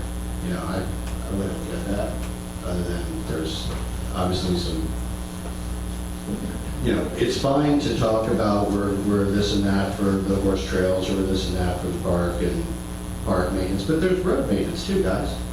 Road maintenance isn't free. You know, y'all are doing all these roads, you think there's not going to be maintenance to these roads? And that's not going to have an expense? But that never dissuades anybody from saying, oh, let's pave the road. That doesn't dissuade anybody at all. You say, oh, you might have to cut the grass, or you might have to pick up garbage. Oh my God, we can't possibly have a park because there's roads or garbage being thrown. Come on. For one thing, the scale of what I'm talking about is much smaller than any county park system. It has multiple uses as far as preservation and environment. It's certainly designed to be paid for entirely by the developer, and that was my intention with the college site. It is certainly designed to improve water retention and preserve all those things that I read every time somebody throws the comp plan up here about buffers and preserve nature and this and that and all these other fine things that were written in the comp plan. But never seem to be done because that's considered 6 pine trees and a palm at the edge in a 25-foot strip. So, you know, I really miss completely that. I don't know why it was removed. I certainly make a motion to put it back, not just as a grant match, but as money that will be spent on trails in this town. Because we make a commitment to people that we're going to do this. You know, we talk about roads, and we talk about driving around like Sachi. Believe it or not, other folks do that. The other day I was on Collecting Canal, and right at the interface between the Ojum and the non-Ojum area, there were 3 young girls on horses. One of those horses would not get on the Ojum for anything. The other girls came over there, walked their horses on it, back to 2. Anybody's had a horse or ever seen a horse knows what we're talking about. The horse would be an obstinate and wouldn't go. I was coming along in my Jeep and I slowly stopped and let it all happen and pass by. But if we had the trail on the other side of the canal, as was envisioned by the plan, these folks would have been riding right along. They would not have been interfaced with me, my Jeep, or any of that stuff. And that would be fine. I have no problem. I support the Ojum and Collecting Canal, but I don't support the complete ignoring of the equal commitment we made to folks to put in a trail system. And you know, if we're just making that up, I'm not going to continue to be part of it. But if we are going to do that, then we need to put our money where our mouth is and put it here. Let's come up with a number. You want a number for it? Yeah, I'd like to put the number back, the 100,000 we had before. I don't think that's an outrageous number when we consider we're probably talking about spending close to $1 million on paving in the course of the next year. You know, what we've spent already and what we're going to be spending, it's probably going to be close to $1 million on roads. So 10% is, I think, something that we ought to say we'd like to do. Okay. And move forward with that. Is the council, everybody all right with that consensus? I'll get 100,000 for trails. Everybody all right with it? I think we're cheap personally now, if you're talking about trails. Hey, I just, you know, come on. Put on. Hey, personally, if we're talking about trails, I'd like to see us set aside $200,000 for it now. I told you, I have nothing against linear parks, but when you're talking about trails, and if that's the same thing as a linear park, I specify trails, equestrian trails, bicycle trails, hiking trails. But no, we got the money, and if we need a budget for it. And I personally say a minimum of $200,000, because when I do the research and stuff, and some of these people on the committee do the research on this one corner, and the water control district, sooner or later, we're going to get it to where we can do that trail west to east on North River, the north side of the canal. And this center point will take you east to 140th. You can come into the reserve, go all the way to F Road, and at the same time, the same corner can take you south on the west side of A Road Canal, which there's all kinds of horse people, equestrian people riding the west side of the canal. Walk right by my property every day. You know, my neighbor does the cart training for hours every day. So I know the west side of A Road is being used. So we take that all the way. You got to figure out a way to cross Okeechobee, and that could be possible. There's ways people do stuff like that, but we have to have a starting point. And $100,000 is not a pretty starting point. So I'd say we set aside a minimum of $200,000. Just like Jim said, we come up with a good idea, and we can always pull the funds from someplace else. I trust my management team to be able to handle that. But no, I say we set aside $200,000 and we can do it tonight. I'll clarify it tonight. All right. How's your thoughts? I'd certainly second that. Okay. Easy to plug it in there. What are your thoughts? We can plug in any number we want, and we can call it whatever we want. When it comes down to it, there's going to be proposals, got to have specifics, it's got to have a vote, and we got to see the benefit of it. Right now, I don't know what we're going to have to do too much to North Day. I ride from one end to the other, and I have any problem. So if we have 40,000, water control district has, I'm not sure exactly what they need to do. But I can ride from, and all you do is get a permit to go through reserve, and I can ride over to Dennis's house without, having to go on Ojum Road. By the way, if you have a road, I run across people on North Road on horses, on Ocean all the time. And I look across the canal and I go, come on. So Ocean or no Ocean, they ride where they want to ride for whatever reason. So, you know, you could put a trail system in. And I think Dave, you commented about this before, trying to put something in that the equestrian community agrees on is real tough. So maybe we put 5 things in. Give them more choices. Give them more choices. Pieces, all people's interest in what they want. But, you know, I can ride a whole long way, and we did not too long ago, from, you know, northeast corner of this community. I can go through the preserve, all the way over to A Road, all the way down, wave it, run in his backyard, working, and make it to Okeechobee. Crossing Okeechobee is another whole different situation. I don't see any little number to that. But you maybe, if you want a trail system, there is such things, turn around and go back. But let's put 200,000 in there, we'll call it trail system, and let's just move on. Okay, everybody all right with that? Can you, town management handle that? Okay. And of course, the funny part, I come from Ohio. They have a large Amish community. Everybody seems to be able to ride their horses and carriages and everything else down the road up there. So, you know, it's paved. It's paved. I understand. You know, that's all I'm saying. I guess it's maybe a different way of showing them. Or Roby brought up the idea that all of them rode over the Rocky Mountains in the early days with the horses, and nobody had a nice smooth trail they rode over. You know, it was rough. I've got some public comments here. Dennis Lip.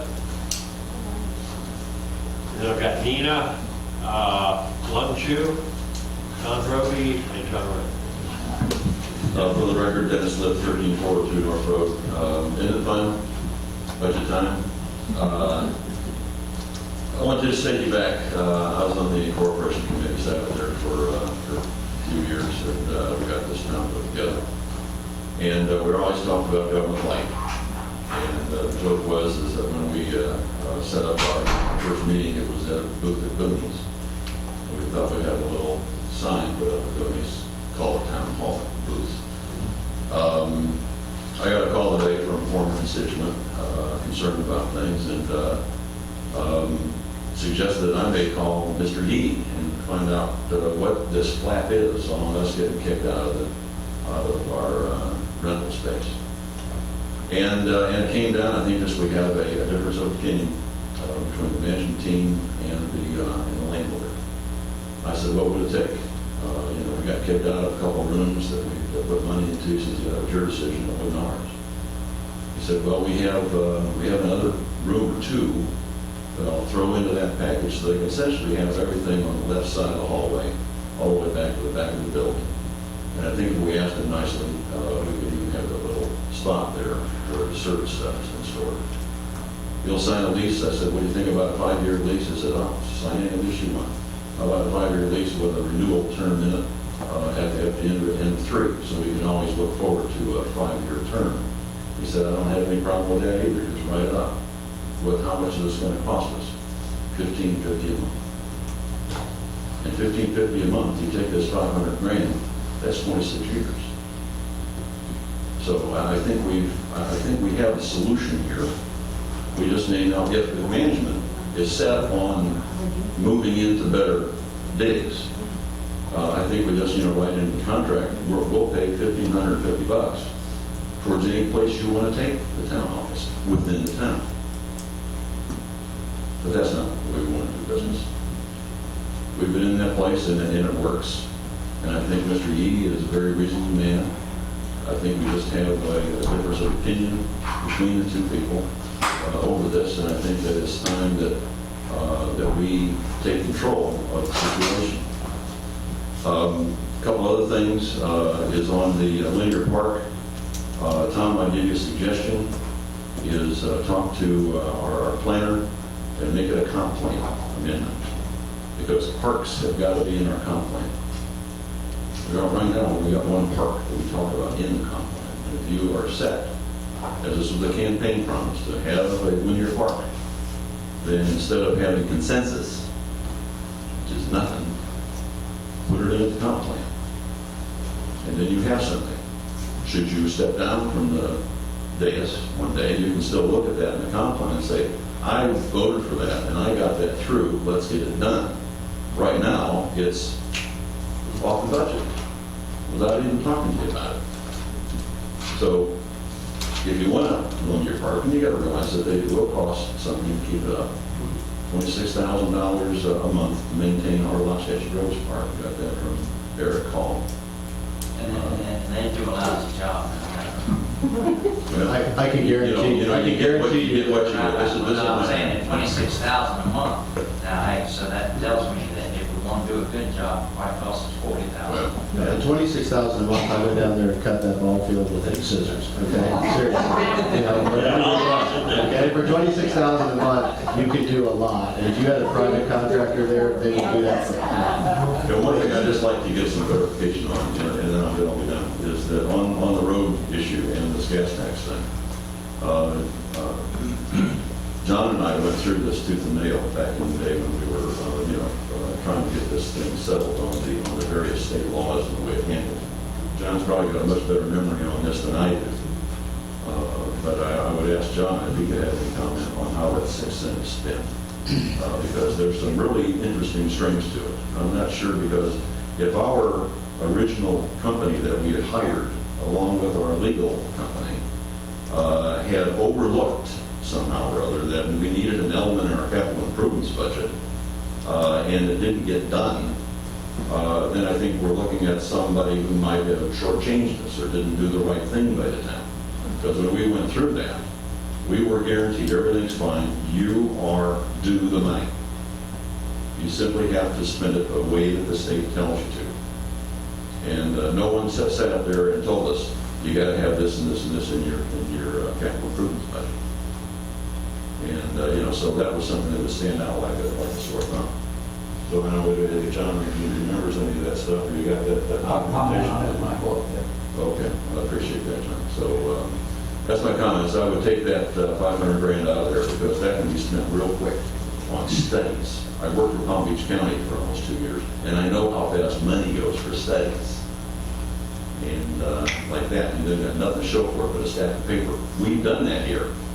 How much do we spend for a couple of grant things? $20,000, $30,000. We got a nice big fat book that's collecting dust. So I think if we're going to move forward on anything, we ought to get it at least done. And if town management can't handle it, I recommend that the mayor handle it. Mayor and the attorney handle it and get it done. Because I think renting for $15.50 a month is a song. Particularly if you put in there where we renew that lease every 4 years on a 5-year lease, I think you're really locking in. But That's the only thing I got a question, please. yes, Good idea. I went and talked to Mr. Dees too, along with town management, when we were trying to salvage the one room that we put a lot of work into.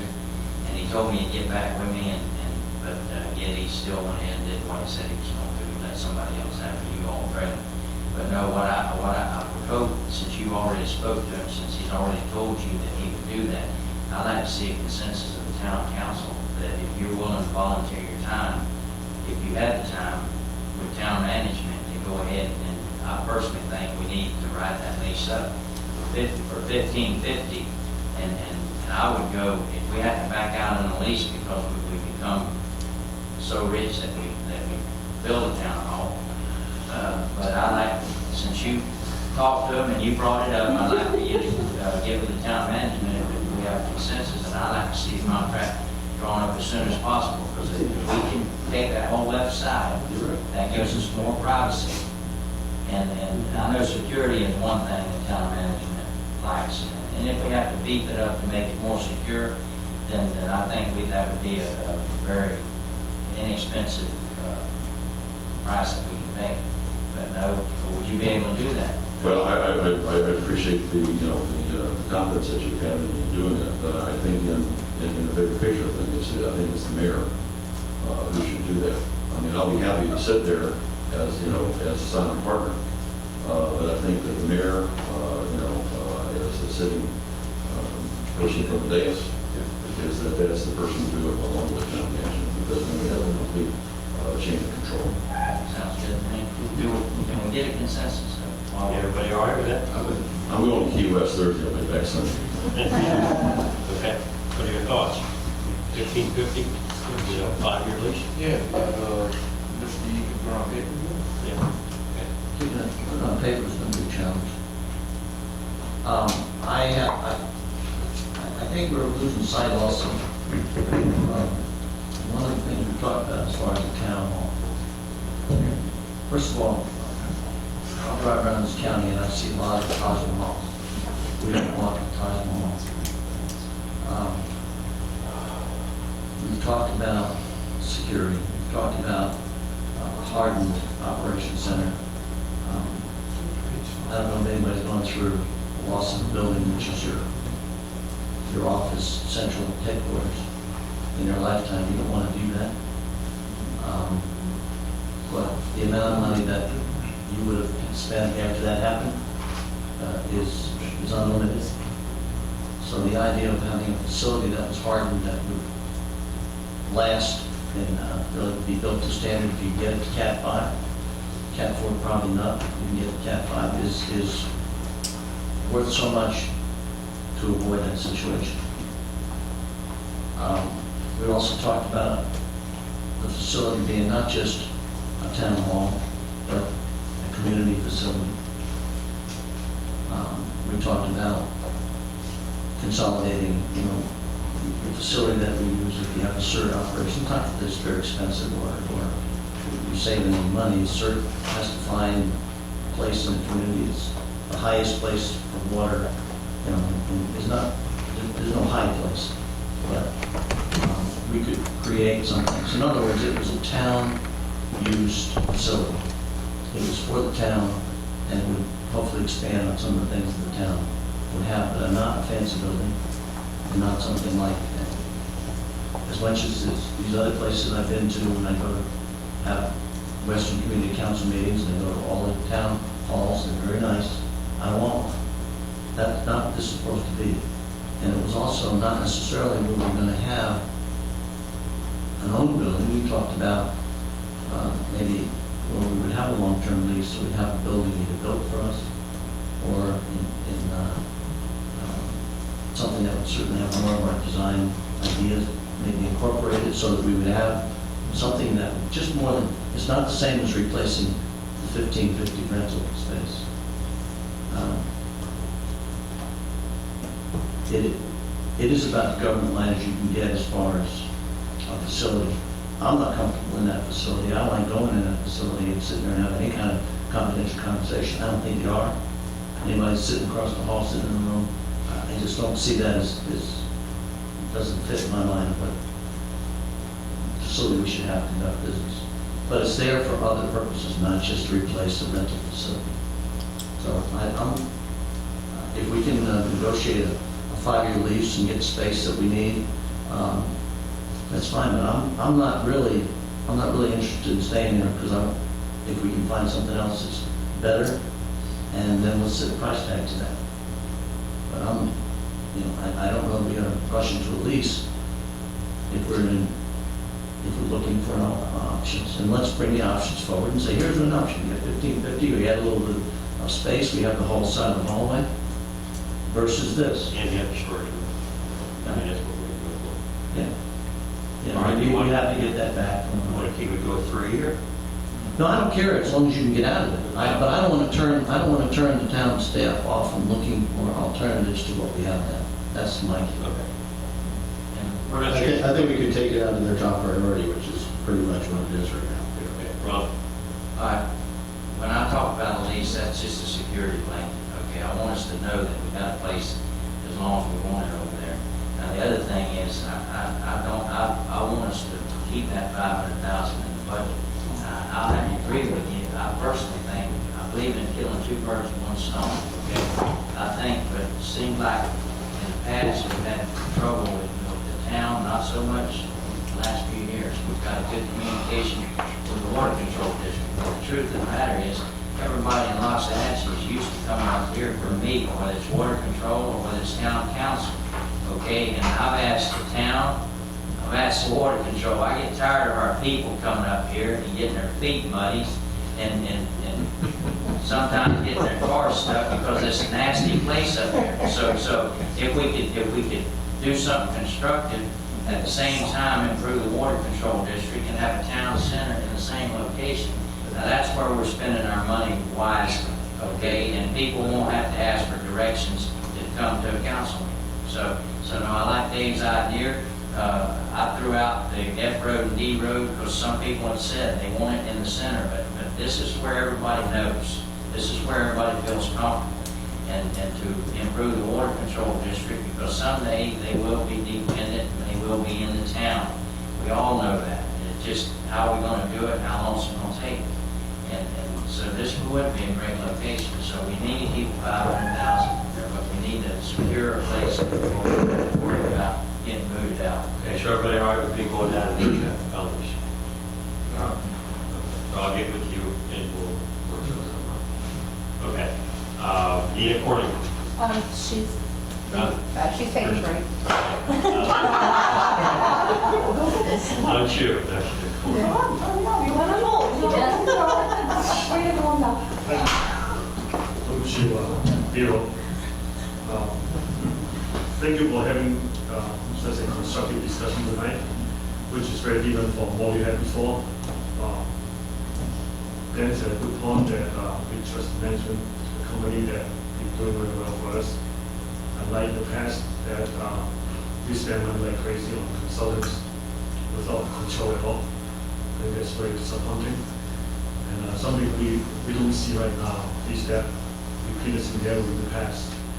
So, and also like to remind everybody that government life doesn't mean you collect money, you collect revenue, and you don't spend it. We need to spend in a meaningful way, serving the citizens. Right now, I'm seeing the roads will improve. That's a very good idea. We're thinking about Mineral Park. That may be a good idea if the citizen wants it. And horse trail, good idea. I think you have come up with some very good idea in here. Stay on course, get input from the citizens, do more deliberations. And also, having a town hall is not necessarily a bad idea. Doesn't mean we have to have a fancy one. Have a good plan, detail out how much you want to spend, buying land, design, architect, what you want to have, how many bedrooms, how many offices you want. You can control your budget in a very prudent way. So don't let the name town hall scare you. Stay on course again. Look at it in the long run. If we decide to have this building to construct, eventually take over the district, we still need money. If we decide we want to do it in Okeechobee, we still need money. And this is a very good time for us to acquire some property. And I cannot speak for the finance and audit advice committee, but I can speak on behalf of myself. As a citizen, we watch it very carefully so that we don't repeat our mistake before, paying consultants without any basis. An approved agenda I've never seen before, but consultant recommended it, and the former council approved it and paid it. So I just want to remind everybody, we have confidence in the council and capable of work. Thank you. Thank you, Lord Chair. Dina? Before you road. Reference to the horse trail system, I'm very glad to hear that you seem to be all in favor of having the trails, so the green trails. I would be very careful on how you call the money that you're allocating, whether it's the Southern Greenway, and I think it was called Southern Greenway for the reason that we didn't want it to sound like an expensive park with fields and high upkeep. That's why we had renamed it. And in there also somehow it showed up as grant match, so I think Tom Wilson may alluded to that earlier, that probably should come out so it can be used for this, that, or the other. What we had so far was 30,000 to complete 6 Fork. I don't know where that 30, I don't see the 30,000. Somebody said it's in there, I didn't see them. 100,000 on the Southern Greenway or Linear Park, and it wasn't a grant match before. And then, of course, the grant match money was there as well. And ultimately, we were looking at 2 grants for this year. So I don't know what that necessarily would be. I can tell you that the higher the match is, the more points you receive. that go towards you actually receiving that grant. Why do people use the trails, or why they would use the OJEM? That would be a long conversation, and if somebody is interested in learning a little bit more, I'd be happy to sit down with them. Regarding town hall, if you go and look into the strategic plan of the town of Los Angeles Girls, and you look into the goals on page 5 and 6, to preserve historic features and rural nature, protect individual freedoms, encourage citizenship and personal accountability, preserve and enhance the natural environment, deflect and minimize pass-through traffic, practice cost-effective minimal government, under which it states that town government remains minimal. Provide greater outdoor recreational opportunities, under which it mentions greenways and trails, and now maybe destinations for those. And then allow for limited non-residential development along Southern Boulevard. That was your original goal. I would stick with that. A big, giant, Category 5 hurricane building is going to cost you something. If you're looking at 500,000, if you looked a little bit further ahead, you saw that there's $1 million budgeted for the year after that. So it's $1 million, and that may just be the beginning. I see this town keeping government small. I see this town maybe with the marketplace, trying to work out with all these developers that they're doing everything the way you play. Where you could have a farmer's market or a co-op, something that works with this town. There are ways of securing files these days. It's all kept electronically. You can send it off to some other place that doesn't even have the hurricane and keep that all safe. You don't have to have a Category 5 hurricane building. This town incorporated in order to stay small, so keep that in mind as well. Thank you, John Brody.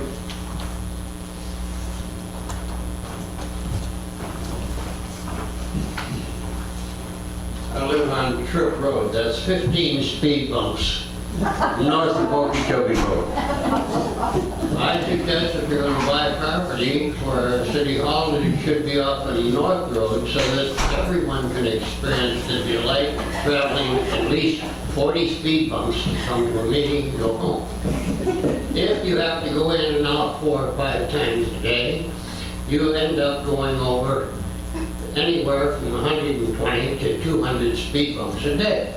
This is a delight that shouldn't be denied anyone. Furthermore, the engineers who designed this, or whoever designed this, have used their good judgment to put a speed bump within 150 feet of Okeechobee Road, so that anyone going north on D Road with the foot on the brakes has to take their foot off of the brake in order to go over the speed bump and then jam hard on the brakes to stop for Okeechobee Road. That's good engineering for first graders. Anyhow, that's just part of it. But I really believe that if you're going to buy property, it should be probably on some of Lane's property, because you have no choice. You either go on C Road or D Road and North Road, it's all speed bumps. God bless you. Hey, John Ryan, then I've got Virginia, and I've got Philadelphia. John Ryan, 3508 Road. Multiple short comments. On the lease with the E facilities, certainly those will be a 1-year lease with 5 or more 1-year renewal options. I mean, it's up to you guys to guarantee it for flexibility.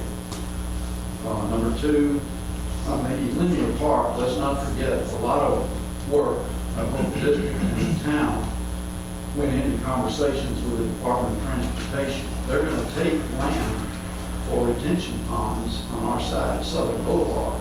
And the whole idea with the linear park was to combine both a trail, attractive park, with a alternate water retention facility that could also feed into the canal. Clete spent a lot of time with DOT engineers. I think progress has been made. I don't want the town council to lose sight of that, because otherwise, we're going to be giving up under eminent domain a lot of parcels on Southern Boulevard that we might rather use for something else.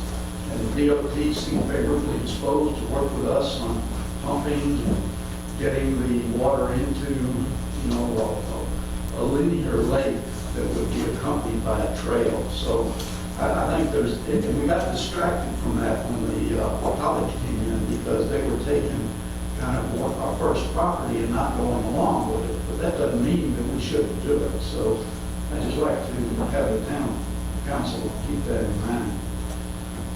Number 3, and we're going to go over this in the workshop in September, but I think one thing that would benefit both the district and the town is working on some sort of either a quiet title action or a lawsuit or possibly legislation to convert our perpetual deed of easement into fee simple titles, so that we can coordinate with the town and grant applications and remove some of the clouds that seem to be out there. Now, what Dennis was talking about, and this goes into the background, this is really a problem for Mike to advise the council on. But normally towns have roads. In our case, towns have jurisdiction over traffic control, and the district has the roads. While towns normally include roads and facilitate the identification of roads and gas tax usage within their comprehensive plan, the alternative under our circumstance that the state provides is the district files an annual public facilities report. So the district, in conjunction with the town, files an alternative to a traditional town comprehensive plan. We file it in the form of a public facility report, which is the most recent version we filed in January. Now, the idea of gas tax, and this is where Mike would come in. First of all, regional and state authorities approved our comp plan, which didn't include roads in a capital improvement plan because of the existence of an independent special district. So the approval's in the background.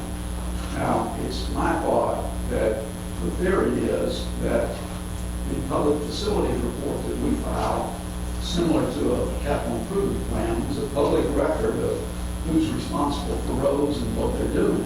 And in this case, you know, it's the district or a public body.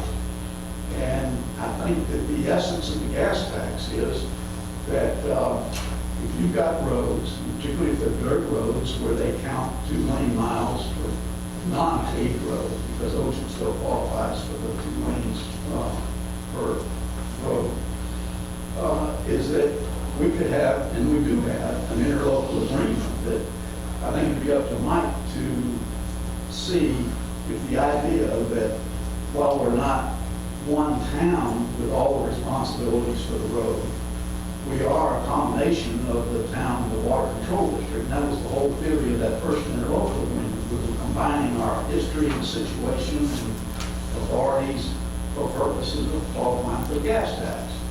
And I would think that if we can go through some legal analysis, that an interlocal agreement might very well, along with the public facilities report, provide an alternative that would ease some of the possible concern over spending 5% capital improvement money on the roads. So anyway, I would offer that as something that maybe could be looked into for the benefit of the town and the district. Thank you, John. Virginia?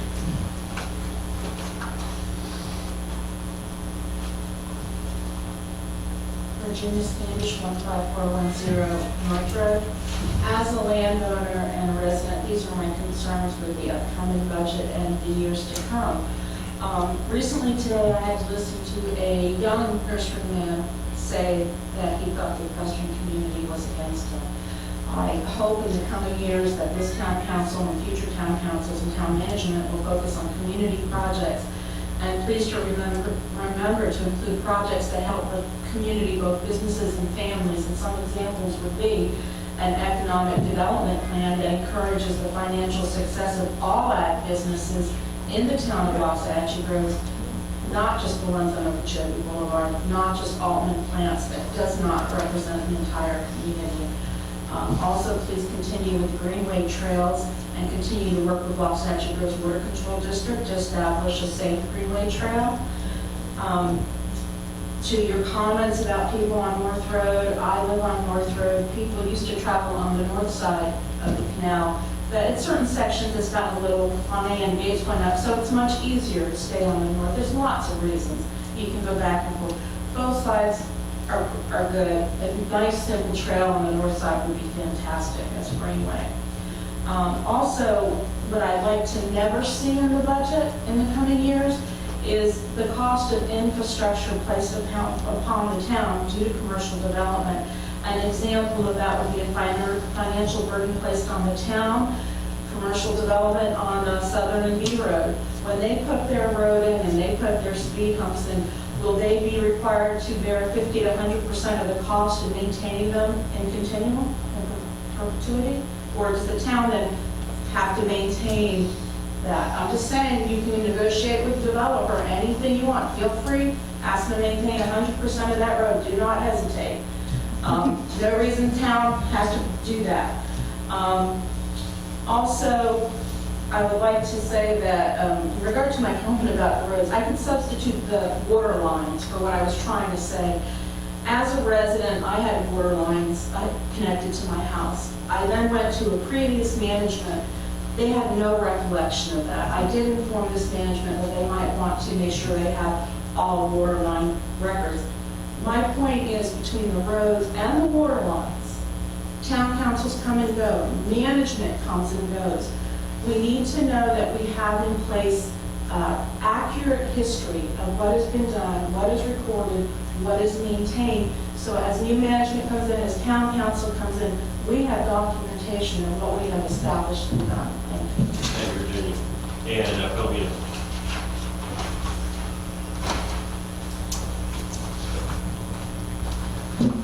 Philomena Liu, 4245 on 43rd Road.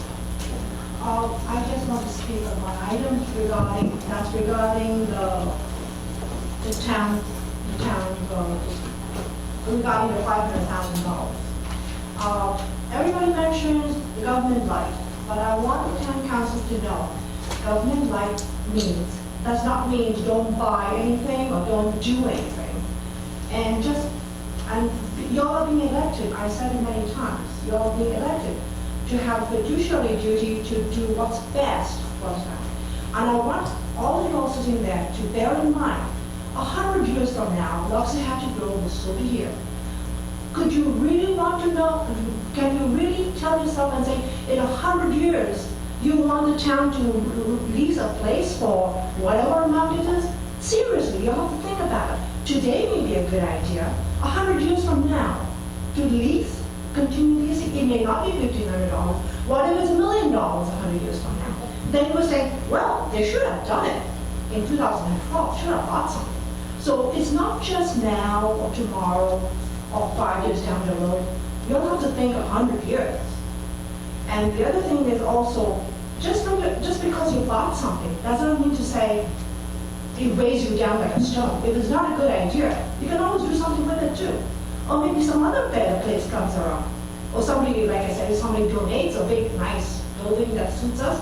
We don't have to do anything to that place. But I think you have a fiduciary duty to think about it long term.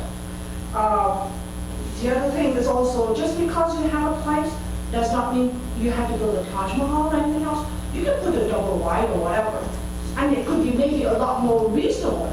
A lot more, it doesn't mean, what I mean to say, you don't have to put a very expensive building. You can make a reasonable that suits you right now. And maybe somewhere 100 years from now, let's figure out what's good for that. And maybe that may not be the spot. You could have traded it for something, you could have sold it and bought something else. But I think you need to think about that long term. And just saying government right, let's not buy something. And this is the best time to do it. No matter how you look at it, and I don't think it will cost $500,000. I think I'll give management credit for thinking about that. And Jim and I want you all think about it. And yes, the resident will say, why should we spend our money? We may not be around, but y'all make decisions that is for the town. not for you, not for me, but for the town. So I suggest that you'll think real good and everybody goes, I'm right, Ron thinking about certain places. I think the whole town should have an input on that. And if everybody think about 50 years, 100 years, maybe the thinking will be a little different. So I suggest, I would hope that being elected officials, that they'll think a little longer term rather than just what's in our pocket, like just leasing for the next 2 years. It's a lot more important. And there's a lot more security issue, like Jim said, and a lot of other things that are necessary. I don't think Los Angeles Global will ever be a leasing or like you have to be like get your baggage ready because anybody can kick us out. Today is these, maybe we go somewhere else, maybe they'll kick us out. So I think we need to think about that. Thank you. Thank you. Dennis Smith?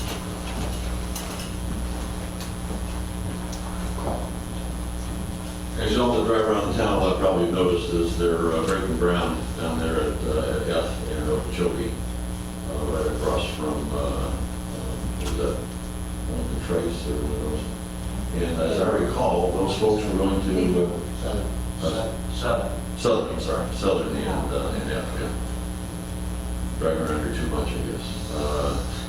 Yes, they're breaking ground, and part of the deal was with that piece of property is they're going to pave F Road from Southern to Fleming now. And I think it might be apropos for town management to get with whoever, getting that started and tell them that it should be done sooner rather than later. This is something we don't want to see at the end of the process, but we really need to see. You working on this? I can give you an update on that. I wanted it done when we did these other ocean projects, but the Water Control District, they want us to butt up to the pavement that they're going to put from Southern to Citrus Drive. In other words, their excuse was their construction's done. They're going to do the county standard from their business to Southern Boulevard. And then we would butt up to it with Ocean. Now, I felt like we should go ahead and do the Ocean.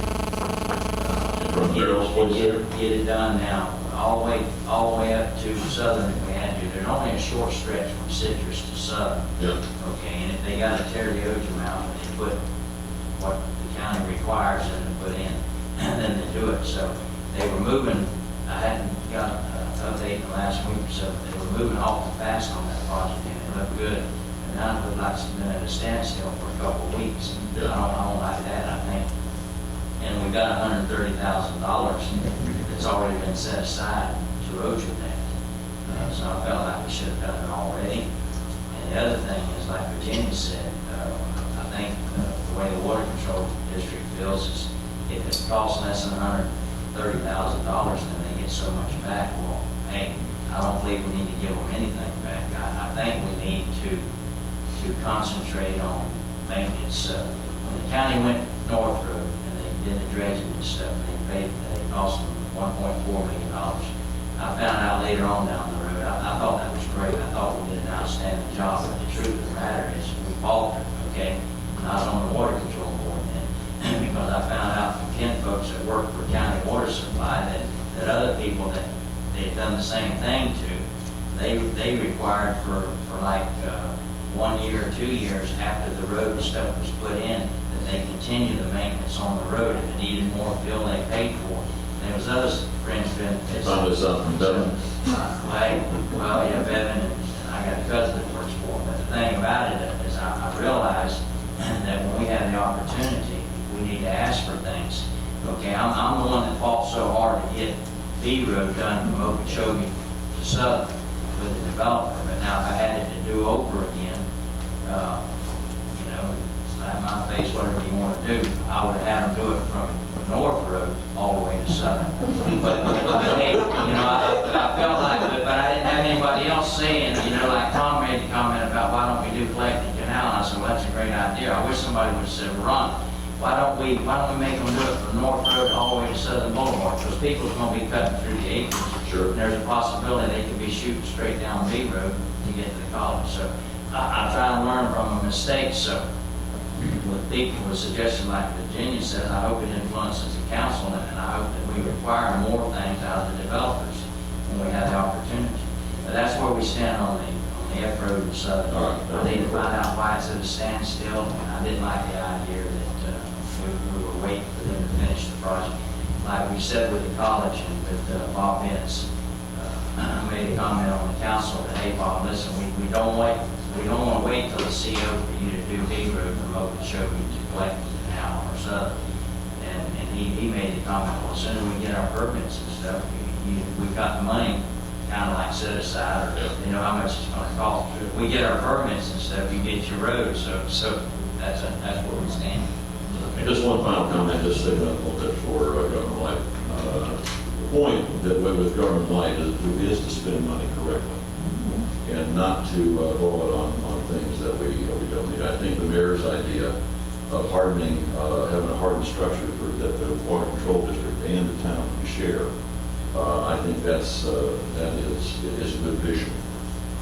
And certainly paving the parking lot is paramount in getting that done. Because I think we could probably help the water control district rent a trailer, probably even a double wide, while this place is torn down and another structure put up. Thank you, Dennis. All right, Ina. I've got a question actually for the attorney. If I have a Greenway Committee message, since we're currently snoring away, do I come up and lead up one at this point, or what do I do? Well, this is a special meeting, so we'll only talk about what's on the agenda. We're just budgeting. Well, the budget, in reference to that particular corner that we just talking about, on EFRA up to Southern, and the completion of that, the Greenway Committee has talked about completing that trail, that stops at Connecting Canal and needs to go and connect all the way down to the park. So I wanted you to keep that in mind, and that's part of the discussion and part of the budgeting. And then, of course, there's also the issue around 6 Fort Lincoln Dollar A, and a couple other tough spots like that are going to be funded. Okay. Thank you, Nina. All right, anything else on page 5?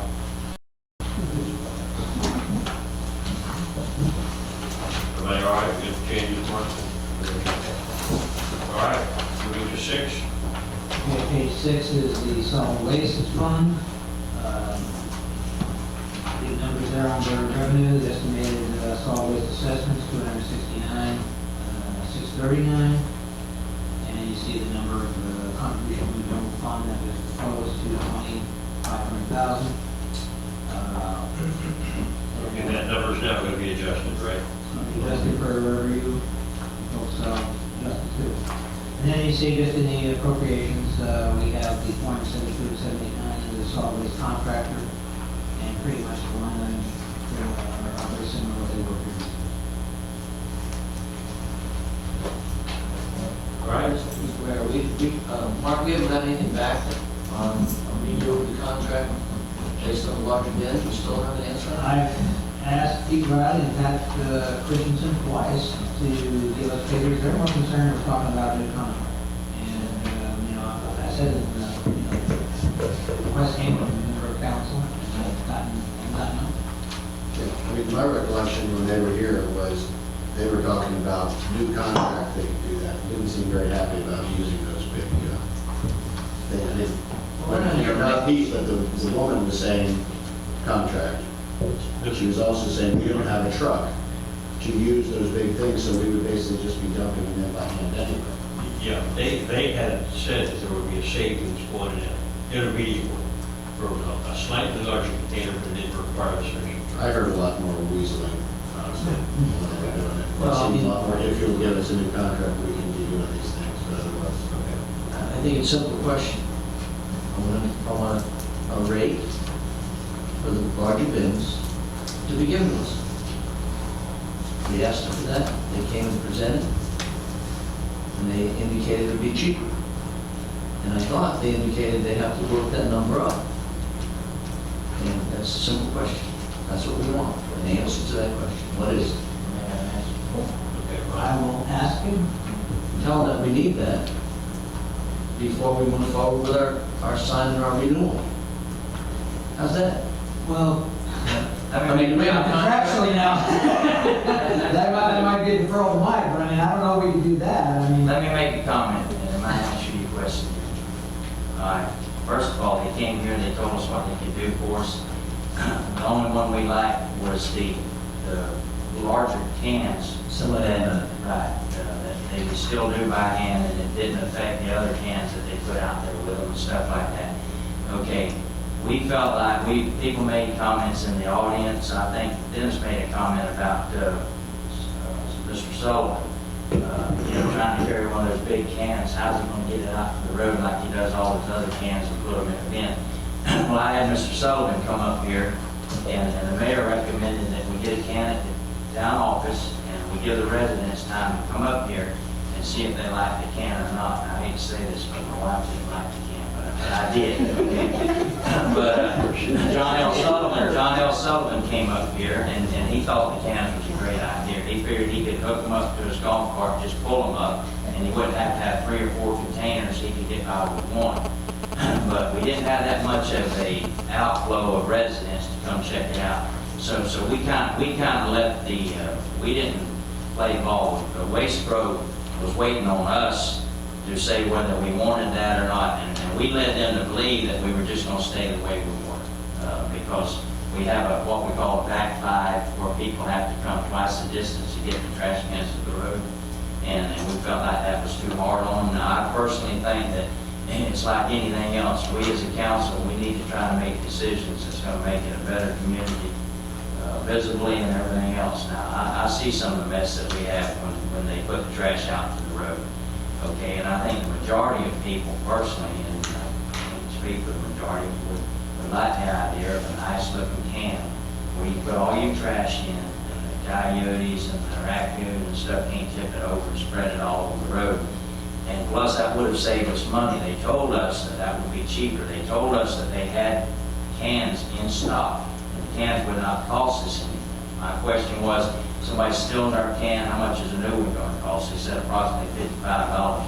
You can't go to Home Depot and Lowe's and buy a decent trash can with wheels on it for $55. Because I bought 32-gallon can, and I know how much it costs. So it's not Waste Pro that kind of dropped the ball. We didn't come up with a decision whether we wanted to decrease the cost by going with the new cans. We definitely didn't want to go with the trucks and pick them up and dump them. That won't work on that. Because then you got to position them in the right place. And with the new cans, you can basically put them in the same spot you were at, and they'll take care of it. I personally think the new cans was a good idea. It would reduce and if you get more Waste Pro, you can see if that offer still stands. They may not have all the cans anymore. They may have given them to a community that wanted to better their trash pickup, and they may have given them away, but they still got them. And if we can come to a census as a council, that's basically where it starts right here. When we direct management, we need to know what we want. Okay, so the people have plenty of time to come in and make comments about the trash can. I think, how long did you keep them over there, Mark, at the office? I know it was more than a couple of weeks. 3 weeks, yeah. Okay. So people had time to come in, and basically, I like that idea. It would save the taxpayers money. It would kind of clean up Loxahatchee a little bit, control the trash in one area. So I personally think we decide right now, or we vote on it now, to direct staff to get back to Waste Pro and say, hey, here's what we want. We either want to stay the way we are now and pay more, or we want to try the new cans. But that's a decision we make as a council. That's a decision. If we think we're better in Loxahatchee and we're making it more convenient for people, then it's either yes or no. So I make a motion that we go back to Waste Pro and we go with the new cans on wheels at the lower cost. Anybody second? I'll second it. Okay. Further discussion by council? I think the only input I had was one, and I know John brought it to my attention. He kind of agreed with me of the potential of maybe making it harder to bring those carts out on the road. But they are nice carts, and they have large wheels, and they really roll pretty easy. And I can teach John how to I can show him how to be nice. Yeah, okay. All right, after we have a motion, a second, all in favor,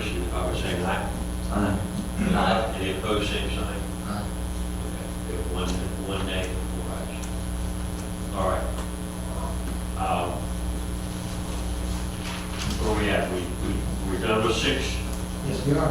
Okay. No, just clarification, another question. Okay. The contribution from general fund is 126,000.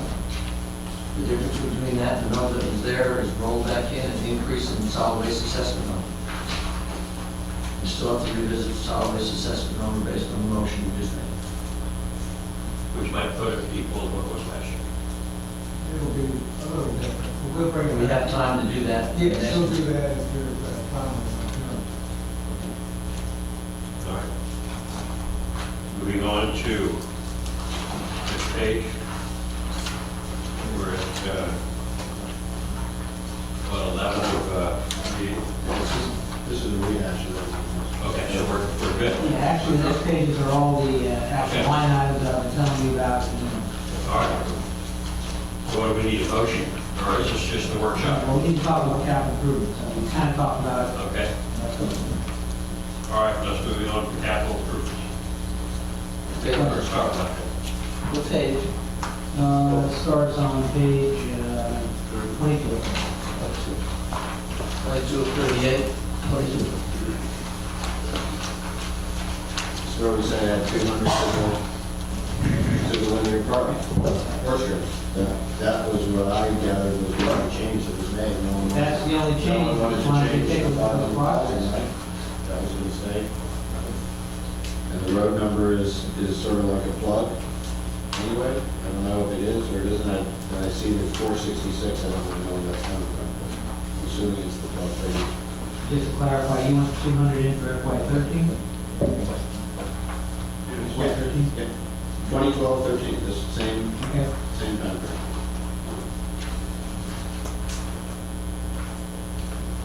Is there anything like that over there? You know, the traffic light's one of those things I would like to push down the road because it's really not needed now. I'm glad the county gave approval. I would like to work with the county to see if we can get the county to pay for it.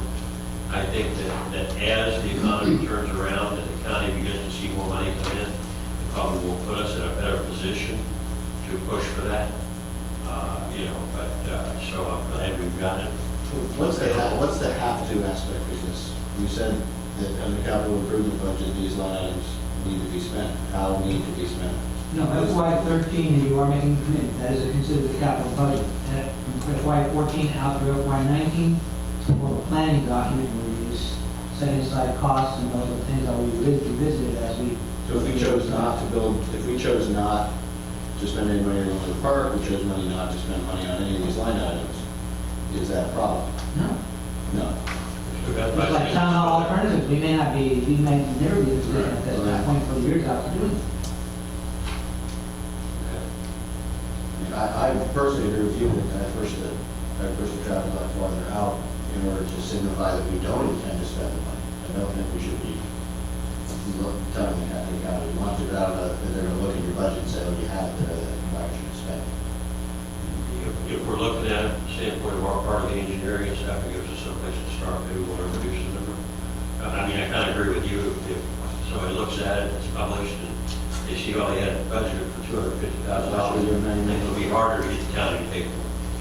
So, I mean, there's... Yeah, and I would think if what we're only talking about is engineering and stuff like that, that we could be much, maybe closer to 50. I don't think any government's paying more than 50 for planning this. What are your thoughts? Mr. Mayor, we keep bringing the same subject up, and we keep addressing it, and we keep voting to go forward. Now we're bringing it up again, and I think we're still hunting for a third vote. I think it's been 3-2. I would disagree. I don't think that's the case at all. We voted 3-2 to go forward on this last time we To pay discussed for it. it? To pay? Yes. We also agreed that we know that we want to go back to the county and say, we want them to pay for it. Now, part of being a town, you have control of your destiny. We're trying to put a light in our roads, not ours, but we have the ability to pay for it.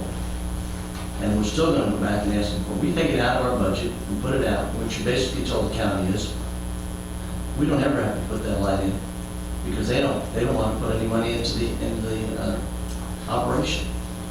And we've got some commitment from our county commissioner that he will support us if we move forward. So And respectfully, Mr. Mayor, I disagree. I think we need that light, because when I roll down the road and I trot across Okeechobee Boulevard, it's not getting any better in my mind. You almost have to continue to close your eyes and pick the best spot and go. And It's if you're- better than it was. It's not good, Yeah, so I think we need a break in traffic because now we've got an Ocean D road, even though you've got 40,000 speed bumps to get there. You can get there, and hopefully we can get across the road and make your left turn at night, or make your, your whatever turn you need to make when the traffic's peak. I think we need it. And I think you're right, Jim. I think we already voted on it. So if we already voted on this, I think it's a... Yeah, leave it alone if we go on battery column. We don't necessarily know what we're going to do this anyway, so. All right, anybody else? All right, so we're all right with capital improvements? I think that is here. Okay. Do we need a motion or anything tonight? This is workshop? The motion we're going to need later is, what we could probably do it now is, we need to pass a resolution.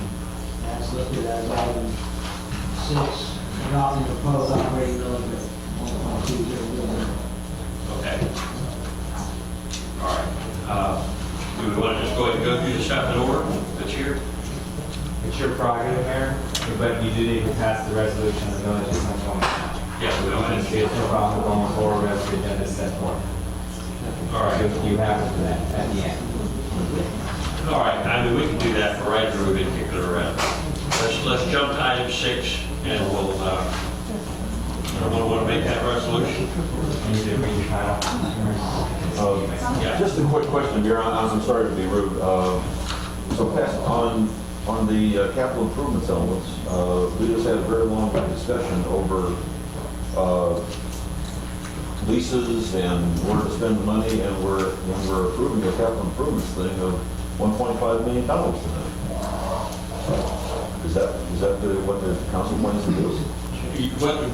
We're probably not going to spend it. We'll see when we vote. Yeah. All right, just, why don't we start? All right. Mr. Mayor, members of the council, this is resolution number 2012-09. A resolution of the town council of the town of Los Angeles adopting a proposed operating millage rate of 1.200 for general operating budget purposes for fiscal year 2012-13, approving and authorizing transmittal to form DR 420 to the property appraiser, providing for the establishment and setting forth a date, time, and place of the public hearing to consider the fiscal year 2012-13 proposed millage rate and tentative budget, providing for confidence, servability, and providing for effective date. The proposed operating millage of 1.200 is 1.3950% less than the rollback rate of 1.2170.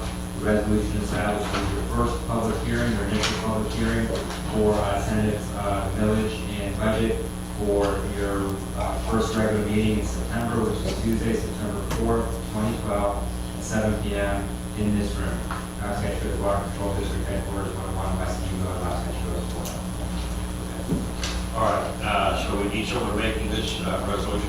Can you make a motion? I'll make a motion that we approve resolution number 2012-09. Second. Second by Ryan. Further discussion? All in favor, signify by saying aye. Aye. Any opposed, same sign. Motion passes. All right. Now we're down to 4. Okay. 4 is a discussion that we had previously, Mayor and Council. Council had talked about trying to prioritize some roads for future ozone stabilization. There was discussion about putting together a planning process. And after much discussion, the council directed me to go back to provide some of the thoughts and comments that were discussed at that time in concert with the budget process. In the staff report, I indicated that some of the criteria that has been determined at the present time is a petition signed by more than 50% of the property owners requesting the road be stabilized at erosion. The town must be receiving 5 to 6 cent gas tax funds for the roads in question. and mail delivery and trash pickup are being performed on the road being considered full eligible. The additional criteria that we talked about centered on including the determination of maintenance cost savings for the town and district, the number of acres being assessed by the water control district for drainage and road maintenance, and the residents paying for ozone treatments currently. It was clear from that discussion that we wanted this information memorialized in writing and a future discussion. And I would just add from town manager's standpoint, possibly one other criterion that you might want to look at, of course, is on any road, how many residents reside on that road. Stand to benefit by virtue of that other Rod? Mark, I personally don't think that's necessary because of the one comment about, hang on a minute.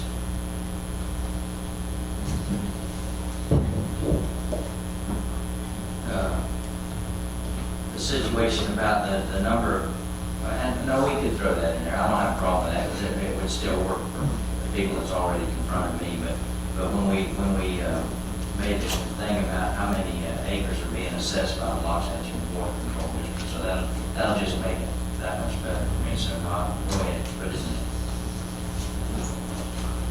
So therefore, I guess, Mr. Mayor, to conclude, if this is the criteria you want to use, you can then take this, and at some other point, it doesn't have to be tonight, you can try to establish which roadways collectively council may want to select for future road treatment that are also identified by that expenditure in the out years of the capital. So basically, we're going to be letting people know that they can get signatures on the road and go forward to the town and request it.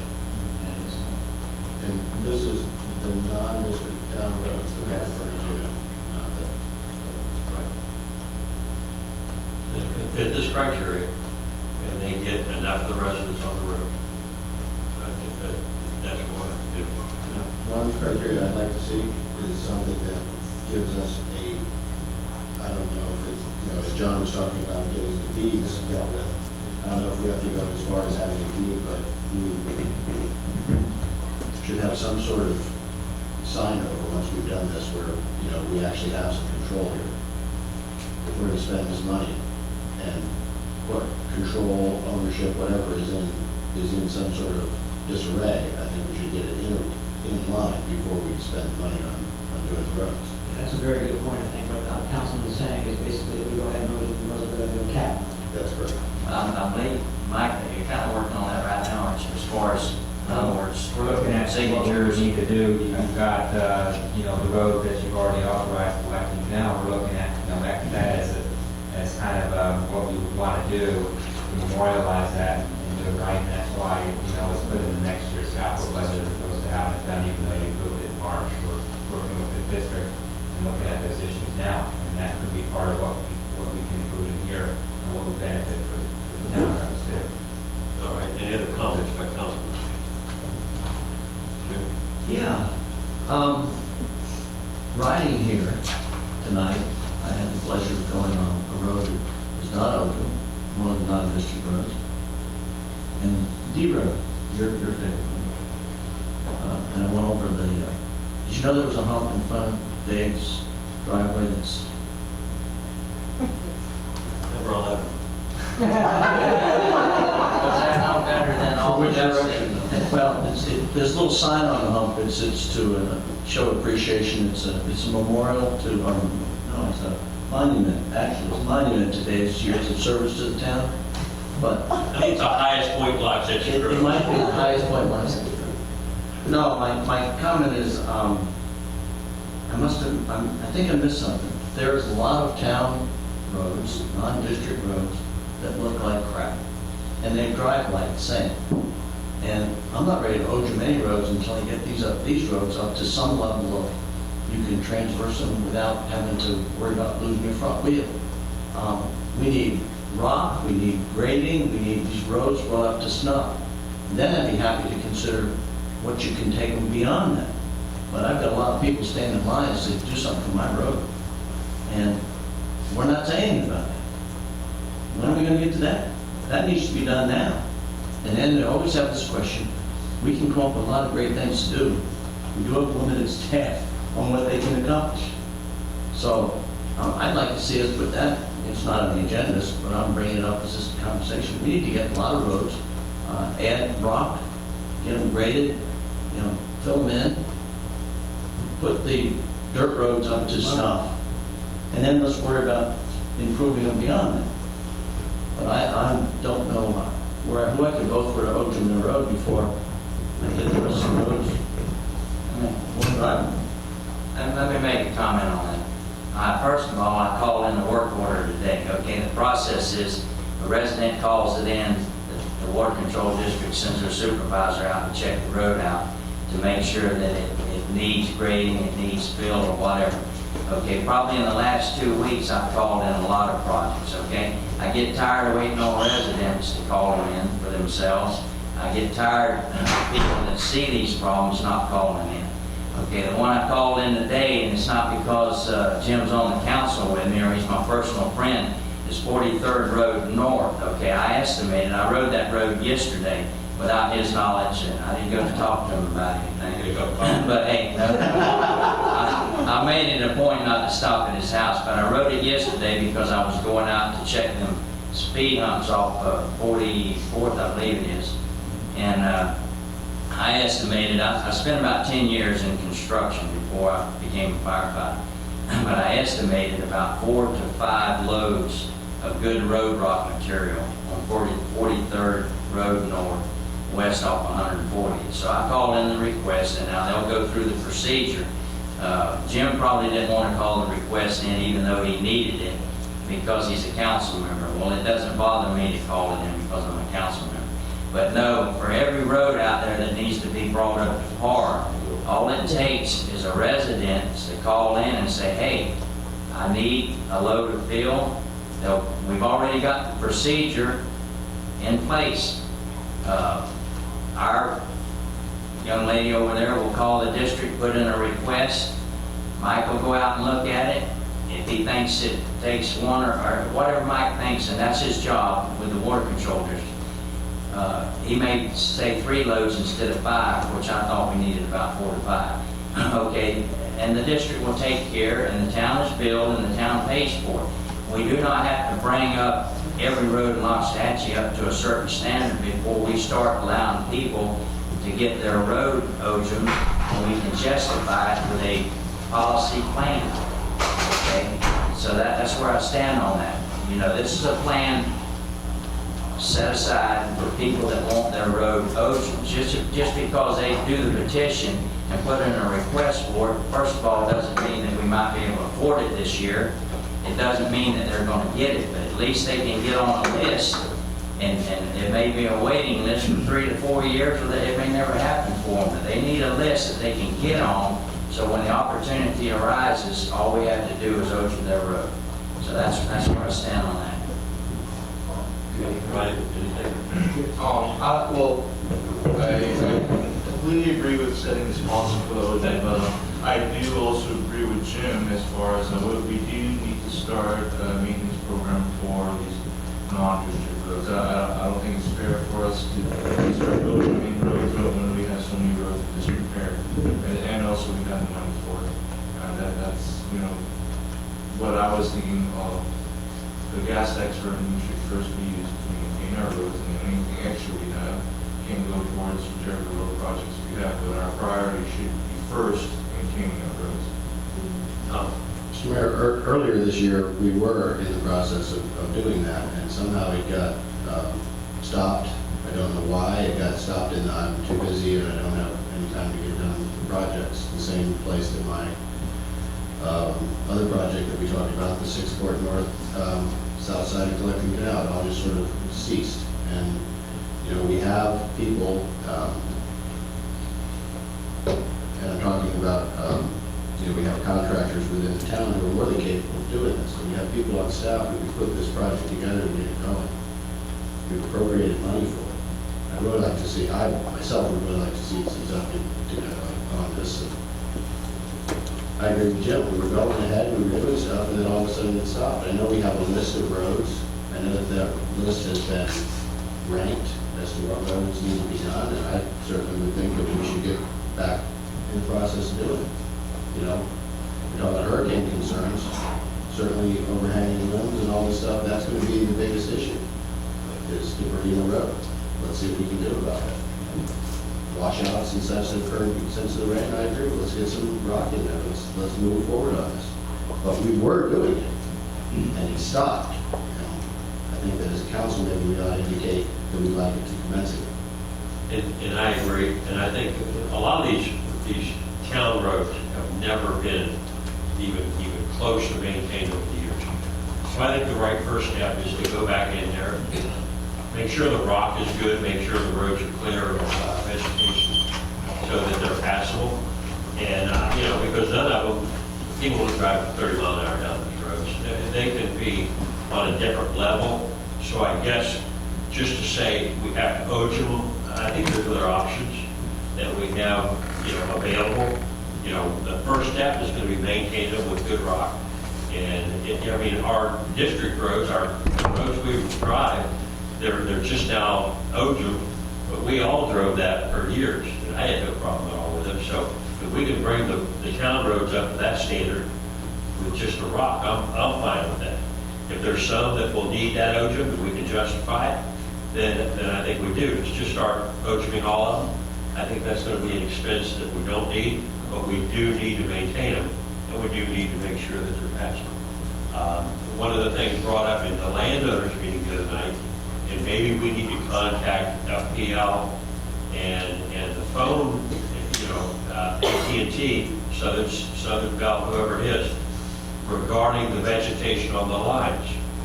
We're halfway through hurricane season, and they really have not done much trimming. So if we could get them to go in and trim the power lines and the phone lines, then maybe after they're done, what we look at would be a lot less than doing it ahead of them. So, you know, but I would like to see a call put into them, you know, to say, you know, hey, right now we get a storm that blows through, and I don't know whether your power's like mine, but it's flickering on and off. And then, you know, that tells me that branches and stuff like that are hitting the lines. So maybe we as a town need to contact those and say, look, you know, you really need to do this, or it's going to be a bigger problem in a storm. So anyway, Ron? This has nothing to do with us painting roads. This is a policy and a plan for when we decide we want a road open, or if the residents come to us and ask us, we tell them yes or no. This is just a plan. All I'm looking for is for the plan to be approved. Our excuse for not allowing people to come and put in a request for erosion was we didn't have a plan. Well, this is a plan, and if you don't have any complaints about the plan, then let's do it in writing. And we do have a plan for town roads that are dirt roads, and I keep saying that. I mean, I asked the whole council up here, in the last 2 weeks, how many roads have you called in for Bill and Grady? Okay, if Mark wants to pull the record out from Marty, my first request a month ago was like 11 or 15 different items. One was over here off Tangerine, one was trimming here, and when you talk about trimming the right-of-ways and stuff, we've done in the past 6 months, we've tried to get everything that Frank went around and spent hours and hours taking care of. We only did the first, there's a whole long list of things that Frank. Okay, I guess what I'm saying to you, if you know a road that needs trimming, all you have to do is call the town management office and talk to Denise or Susan and put the request in, and it'll get done. They have a certain limit. If it stays under $1,000, they can call Choquette. They don't have to go out for RFPs. We have a policy to where we can maintain roads, we can trim hedges.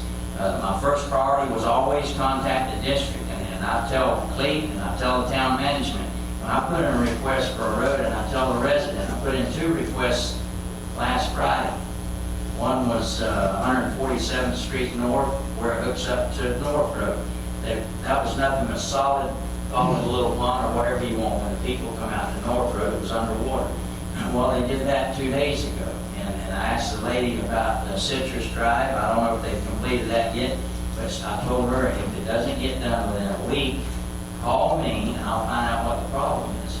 And Citrus Drive is in bad shape. And I put in a request for Citrus Drive, West Citrus Drive. So we've already got a plan. When you see something that needs to be done, call it into town management, the town will pay for it. Okay.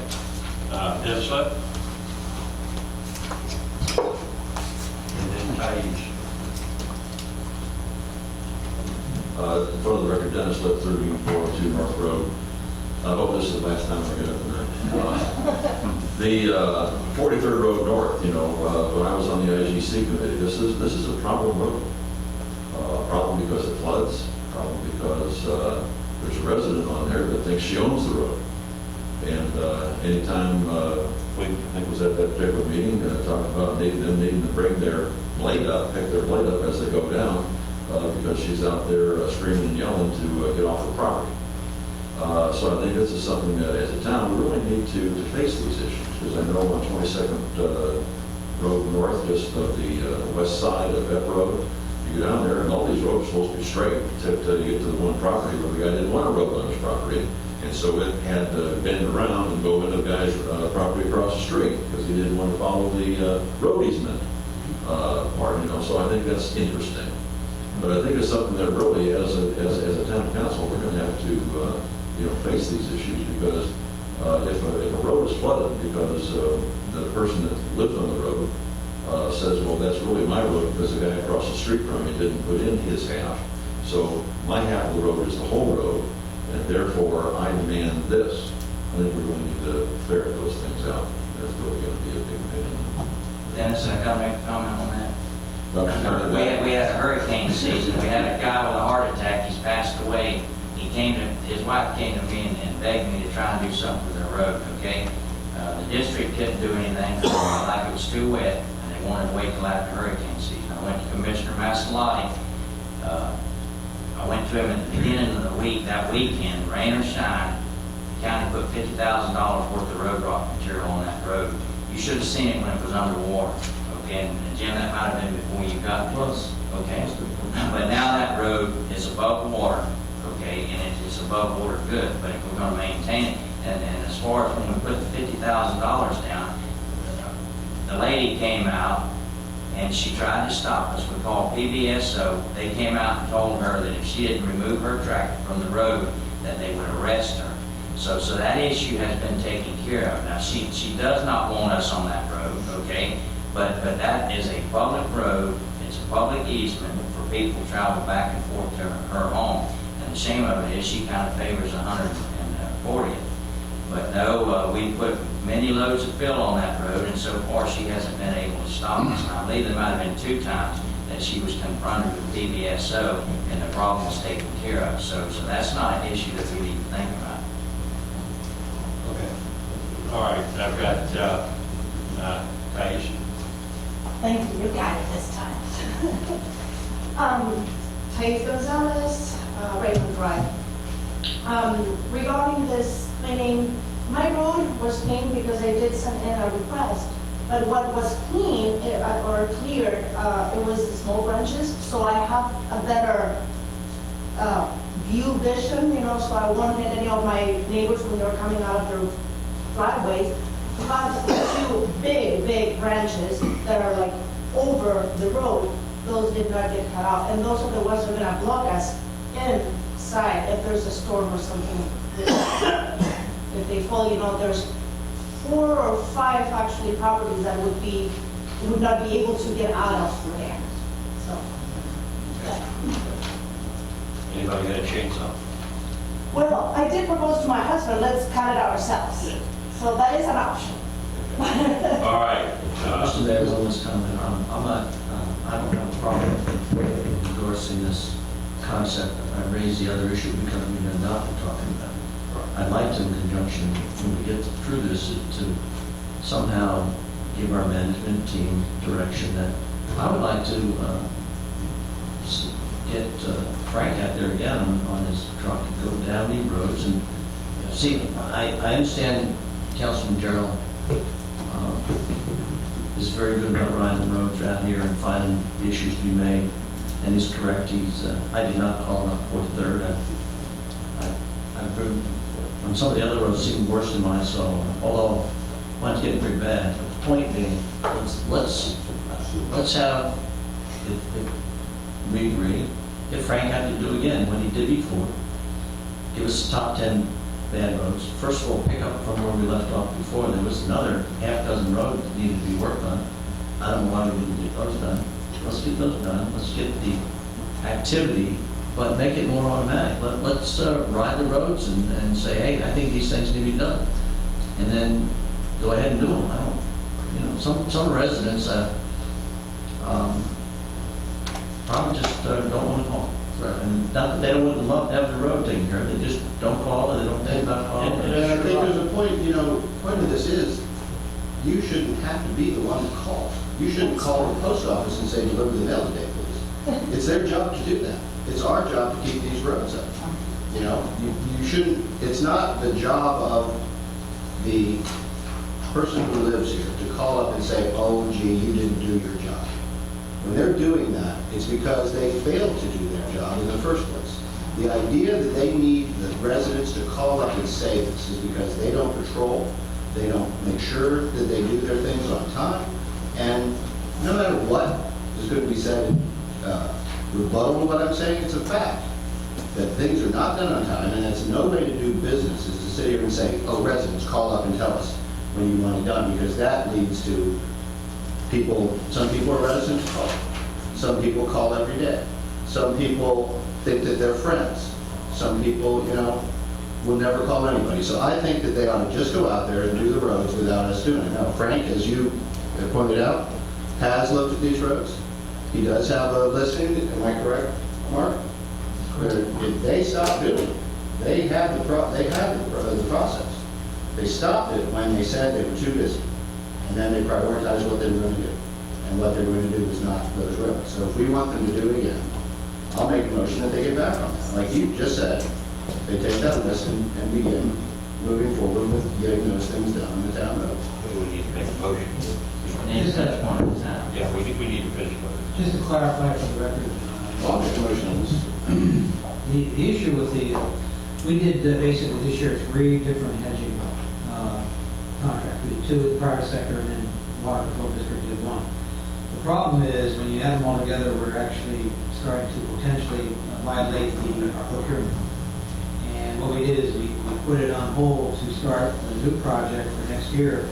Or we're going to have to go ahead and actually do some kind of request or bid to move forward to legitimize it. Now, one of the things we have been working with, and Clete and I and some of our council and water control supervisors, we've talked about with the ILA that we still have to finish up on maintenance of roadways. If the water control district wanted to add that in as one of their services, go ahead and do it, because if we have an interlocal agreement, then it's a lot easier for us to do it, more efficiently and quickly without going through all these, payment service processes and everything. But, I mean, that's the only reason why we haven't been reacting. We feel that the current ILA we have limits us to basically grading. What we do approve in conjunction with the grading is when fill is needed as part of that grading. But everything else, the agreement doesn't call for it, and that's why we talked about that, and I think Clete is going to look at that. I don't want to speak for him, he's shaking his head. So, I mean, we're going to move forward on that. We know it's an issue. We do have, as Councilman Wilson had indicated, Frank has gone out. We have a list of 1, 2s, and 3s. We took care of all the 1s in the 3 projects that we did. Now we're down to the 2s. Some of those 2s kind of moved up in priority. Probably. But I mean, I think we have a pretty decent list to work from. So just wanted to give you that information. Okay. Wait. You mind, Mayor? No. 3 things. We have an inherent knowledge of what the road situations are on all these side roads. And I would ask that the town management to give us the ratings that Frank did. I can give that to my field superintendent. He can compare it to what he knows by driving them every single day of the week as to what the priority maybe is now after some of those have been done regarding hedging. We've also prepared a proposed scope of work, if you will, on the grading frequency of all these roads out here, based on once every 3 months, 4 months, whatever. And I think Mr. Goldstein is absolutely correct, but the philosophy, I should say correct in his approach, being proactive rather than reactive. That is how we have done it. We have prior management, and this is not a reflection on your current management team, but prior management allowed us to go out and proactively grade these roads and then submit those requests for authorization and approval after the fact, so that you don't get calls. The current philosophy is, my impression is the current philosophy on that is we need to wait until a resident calls in. I don't agree with that philosophy. I think it's reactive, not proactive. I think that we can drive down these roads, we can maintain the district's roads, and as they're going by these side roads, see that this road is in horrible condition. Call that in, request authorization, but sometimes that authorization doesn't come through. So what we would like to work toward in terms of an interlocal agreement with the town is some sort of a grading frequency on a monthly, weekly, biannually basis, depending on the size, type of road and the frequency it's driven on. So that we are just being proactive. We're not waiting for some of your requests because it's becoming a paperwork nightmare. We have 2 or 3 requests come in between the time we submit our request to the town and get authorization to proceed, which is no reflection on them. It's just that folks are in dire need because some of these roads are in bad shape. After a rainstorm, they're calling in 2 or 3 times a day. And so we document that, and it starts getting confusing. So we need to work something out. We are working with town staff to get that done. Nobody's setting aside anything at all, on their part or our part at all. Okay, good, thank you. Oh, and one more thing. On 43rd Road North, it is not the lady landowner. It is now the corner landowner on the south side nearest 140th. It is now standing in front of our grader threatening to call the police. And so I have told our guys, stay away from it. We don't need to get involved with a lawsuit. Unless you guys can help us out, we would appreciate any assistance you can give us. But when somebody bodily stands in front of my motor grader, I can't do anything except tell them, please leave. Lee, you can do the same thing we do. You can call PBSO, and Carl Combs will be more than willing to jump on that, okay? And he can come out there and do the same thing. I would like- when the lady was standing in front of the dump truck, so. Can I make a suggestion? It's a policy suggestion. Is that we invite the landowners of that road to a meeting and determine what is their issue with going forward, because something's got to be done. It's the only road out here where we have that kind of an issue. The only one out of 30 miles. Thank you. Okay, Nina? From the Road. I think being proactive on these town roads would be helpful, especially if they're so badly kept and we're really pushing them towards wanting to order, and that may be more of an expense. One of the concerns I have from the perspective of the Greenway Committee may be the 6th Court.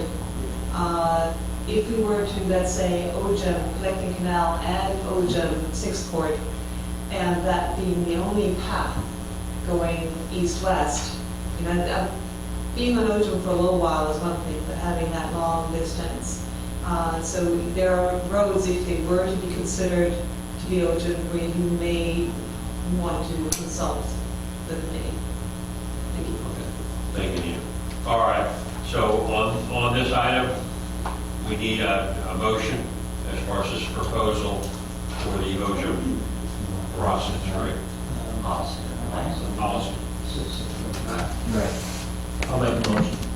Okay. I'll second. Now, did you want to go with the extra criteria about number of residents on the road? Yes. And Councilman Wilson had discussed about confirming, whatever legal issues are as part of that result as well. That is one of the criteria. Well, that falls under what we call prospective easement. We've already proved that in Loxahatchee. In other words, if these roads have been graded, in other words, I'm not saying take more property. I'm saying the OGEM goes down on the road that's been graded for these years, and we've already proven that with the water control. So it may be that for a road, we want to just If look we at have a the problem. issue and resolve it as part of that project. That's the way I interpret the condition. They're going to want it done, and we find we have an issue with something, they're going to work with us to resolve that issue. Okay, so Jim makes a motion accordingly. So second by Tom. Further discussion? All in favor, signify by saying aye. Any opposed, same sign. Motion passes. Mr. Mayor, before we move on, if you may, where did we leave the town staff with this long list of things that we haven't done and we didn't want to do? We couldn't move forward because of the issues with RFPs. We'd have to go out to do that kind of work? Because I think, as I recall, the list was beyond the scope of what the Water Control District could do. And so we need to get those things done. So if we have a remaining list, then let's get that. Well, I think whatever the, the scope that the district can handle, I think that needs to be reconciled. I'll call FPL, as the mayor has indicated, and see if maybe we can get some help. Everybody's taking them, they may just coincide with some of the roads that we have on the list. So we'll start doing what we can do. And then, before the end of this year, I mean, if we have to start a process, that'll take a little bit of time. Well, but it won't take, if you come to us and say, this road needs it. We'd like to start that process. That's right, we'll vote for it. I mean, we'll approve it, rather than not. Well, I understand, I have your cooperation, it's working out procurement aspects. That's what I'm here. All right. Well, the other thing was, I'd like, in terms of being proactive, I'd like the town to determine what roads need to be done.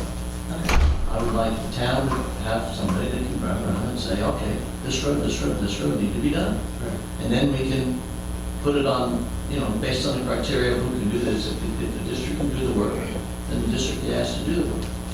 If not, then we have this RFP process that, maybe we've got a number out there that says, these 3 contractors are approved to do this kind of work. And we keep that moving forward. So every month, we have, at some point, roads being upgraded, maintained up to a certain level, and we have this process going on every single month. we'll revisit the list. I've said before about the about setting up a local contractor list and having people bid and be qualified so that we don't have to go through this each and every time. And, it's one of these things that gets kicked down the road, but I think it's exactly what we're talking about. Where we can have a list of contractors on site where if it's determined that it's not something that the district's capable of doing, that they can call them out and give them a work order and put it to work. It can be at an hourly rate, or it can be at so many feet of road, or it can be at some level that enables us to have contractors, other towns do it, other entities do it. We need to have somebody on call to go out and do it. In fact, everybody that I'm aware of numerous tree trimming contracts that are there for various towns that if a tree falls down during a thunderstorm, they have a price to come out and do that. That's just being ready for something. If we had, unless we have a hurricane, we're completely unprepared for anything.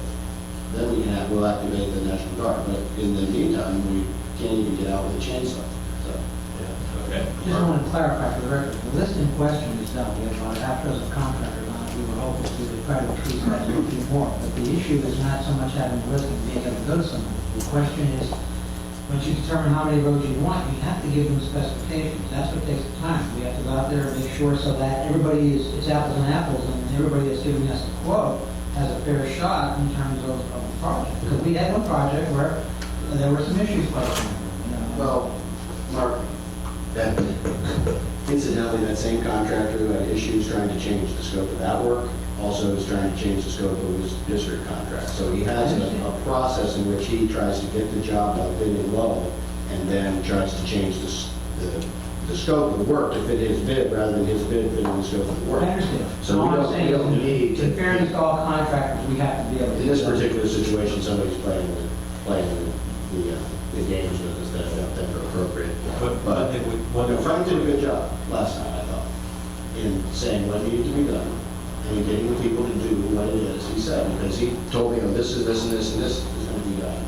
And when I went out there, I saw that in fact was the case. And he did what he was supposed to do, and I was satisfied with the work that I saw. The hardest part, I say, and you're right, it'd be nice to be proactive.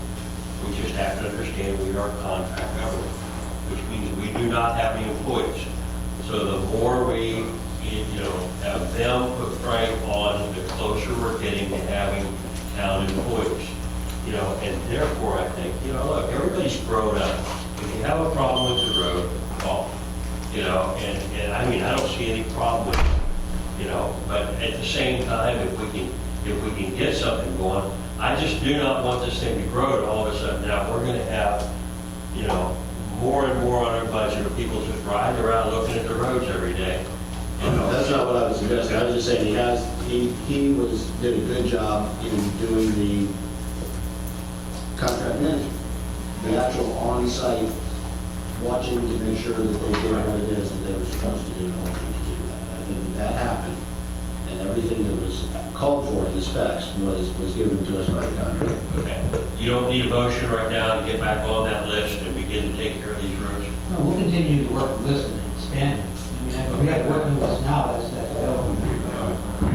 Last comment, okay, first of all, if the list that we've had, okay, I think the biggest problem arises when we try and put them all in one job description, okay?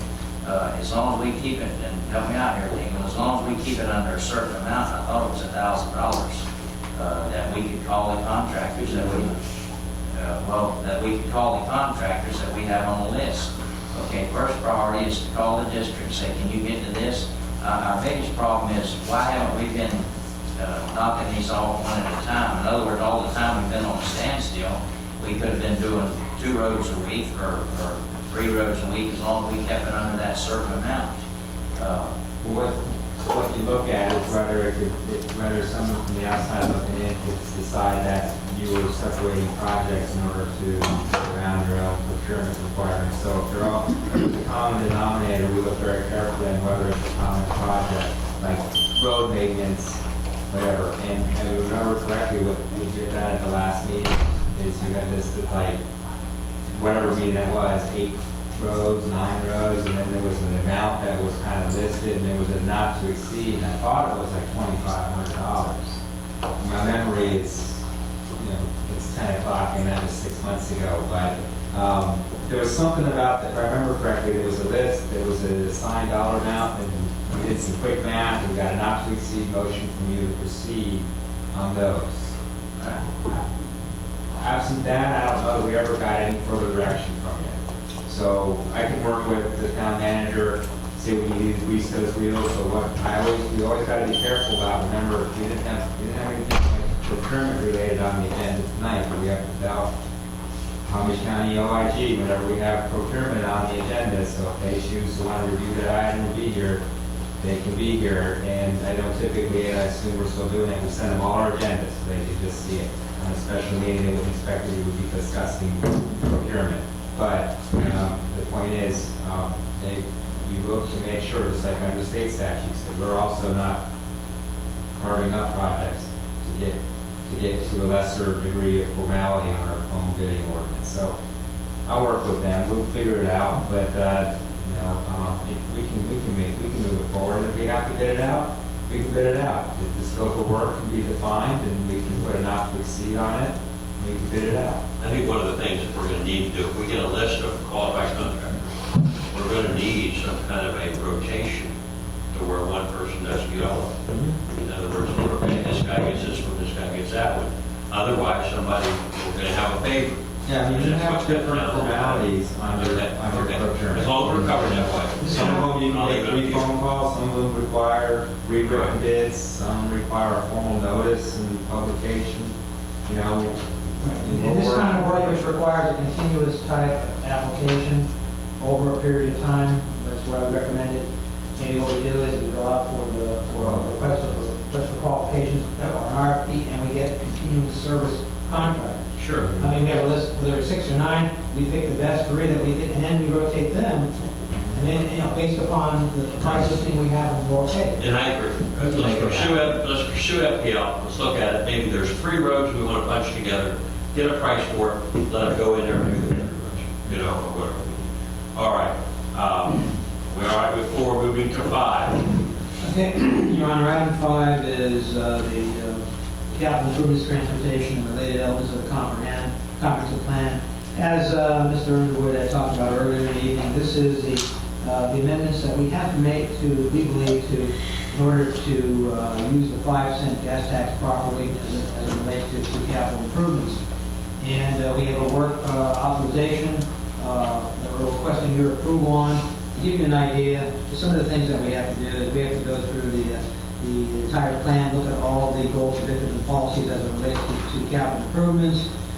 We need to prioritize future improvements, which is why the effort you did tonight, planning, That's going to be very helpful to us as we try to determine what roadways we may want to develop on the list. There are about 4 or 5 elements that this is going to impact. We need to look at developing the 5-year schedule. Plus, there may be, the way most cities do this, you generally do establish a coordinating committee. I'm not talking about creating a new, 10-member committee or anything, but we would work on something so that we would have this committee to review. In addition, the capital improvements that are necessary. We would develop the schedule, we'd put it together with capital cost, project cost, funding, and then, of course, we would take it through the process. And we believe that this is probably going to, take it, it's around 100 total hours in order to do this. So we have a work authorization attached. It's, we've indicated to you on a time and material basis, it's 9620. And if we can do it for a cheaper amount, obviously we'll try to do it. Okay. You haven't answered any questions yet. All right. Questions, council? We'll spend $96 an hour, is that what you just said? 96 and 20 cents. I heard 100 hours and $9,620. Is that not $96 an hour, or am I missing something? Getting 20 cents, yeah. It's averages. Averaging it. Averages. Okay, so the people that we have that under $96 an hour, use only them. And that, don't use them. Use a $10 an hour. I think $96 an hour, I mean, okay. We can go forward if that's what you think we need to do. One of the things I had a question on was, if we're talking about comp plan issues in general, and we're supposedly revisiting that subject relative to Okeechobee Boulevard, do we think that maybe we should do the review of the comp plan in conjunction with other things and maybe have some benefit of economies of scale here? Well, I mean, let me address that. No, that's a good question. You directed us to come back on the 7th. We're going to try to have that for you, where we identify just some basic framework that you would like us to look at relative to the treatment of Okeechobee Boulevard and the treatment of Southern Boulevard. And of course, the concern there is we're talking about a moratorium that we have in November. But we would take this to you on the 7th to see if we're in the ballpark in terms of what we're talking about, what we've identified, and if you set us straight. If we're not, then we would come back to you with work authorization for that particular project. Now, if you're saying to try to do some economies of scale and put both of them together, we might be able to save some money in that regard, but they're much different projects. So, Well, I'm asking the question because you have to do the work. I mean, the first question was, you sure it's $96 an hour? The second question, I didn't expect an answer per se. Second question was, if we're going to visit the comp plan, I would think some things in there that you have to go through, you do it twice, or you do it 3 times. You could have saved doing it 3 times, especially if we are, as you mentioned, run up against the moratorium ending. We would have to conclude those discussions in that time frame anyway, and let's, that longer list of things, let's get that done. If you, though, on the other hand, feel like we should do this separately, get it done, get one thing done, move ahead, and the rest of the things as they come up will make them easier to get done. I mean, there's some possible, perspective there. So, I mean, I look to your professionalism to let us know that. If I raise a question, if I'm going to visit the document 3 or 4 times, I think maybe we could save on some. I think you're going to be visiting the document a lot of times, as well as you already see. I mean, just because of some of the issues that have been identified even by this council time after time. They are 2 separate assignments addressing different things. Now, I said there could be some cost savings because when you bundle them as a package of amendments, where you could probably get the cost savings if you bundle them as one package, so you're taking it through the adoption process one time only, as opposed to going through 2 separate.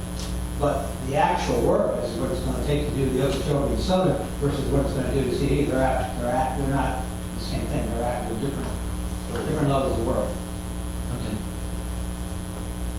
And we're trying to push this one quickly because of the concern for the 5-cent gas. So we can utilize that. All right, someone want to make a motion? then this is kind of like a priority, okay, capital improvement, I'd like to get this straight. But I'm kind of like Jim, you know, I like the AT&T plan where you do the bundle package and you save money. So I guess what I'm looking for the future is if you get a couple things that are familiar or that you're working on the same line, then we bundle them. Because I'm guessing that each amendment we would try and do separately would probably cost us about the same amount. I think that in the long run, you're saving money because we're based upon the schedule rates that you approved with the last contract agreement. We're doing things at a lower rate than what you would if you were going out to the private sector and getting them at their regular rates. And I can show you that if you want to see the. No, and this rate's going to be Yeah. for the coming year. Our rates are lower, you know, so. Okay. All right, I'll make a motion if I've done the comments. This work off this. We have a motion, we have a second. I'll make a second, but with a comment. We have to see that there's a cost associated with all this foolishness. All the stuff with the comp plan, all these changes, back and two, there's a lot of work for them. There's going to be a lot of cost for us. It's mission creep. Once again, we're getting up there, we just paid 76, now there's another 10, we haven't even talked about the next. So we have to understand that this all is creeping along, so when we do the comp plan, and we do the ULDC, we really need to do it right. So we don't have to come back and do it all again.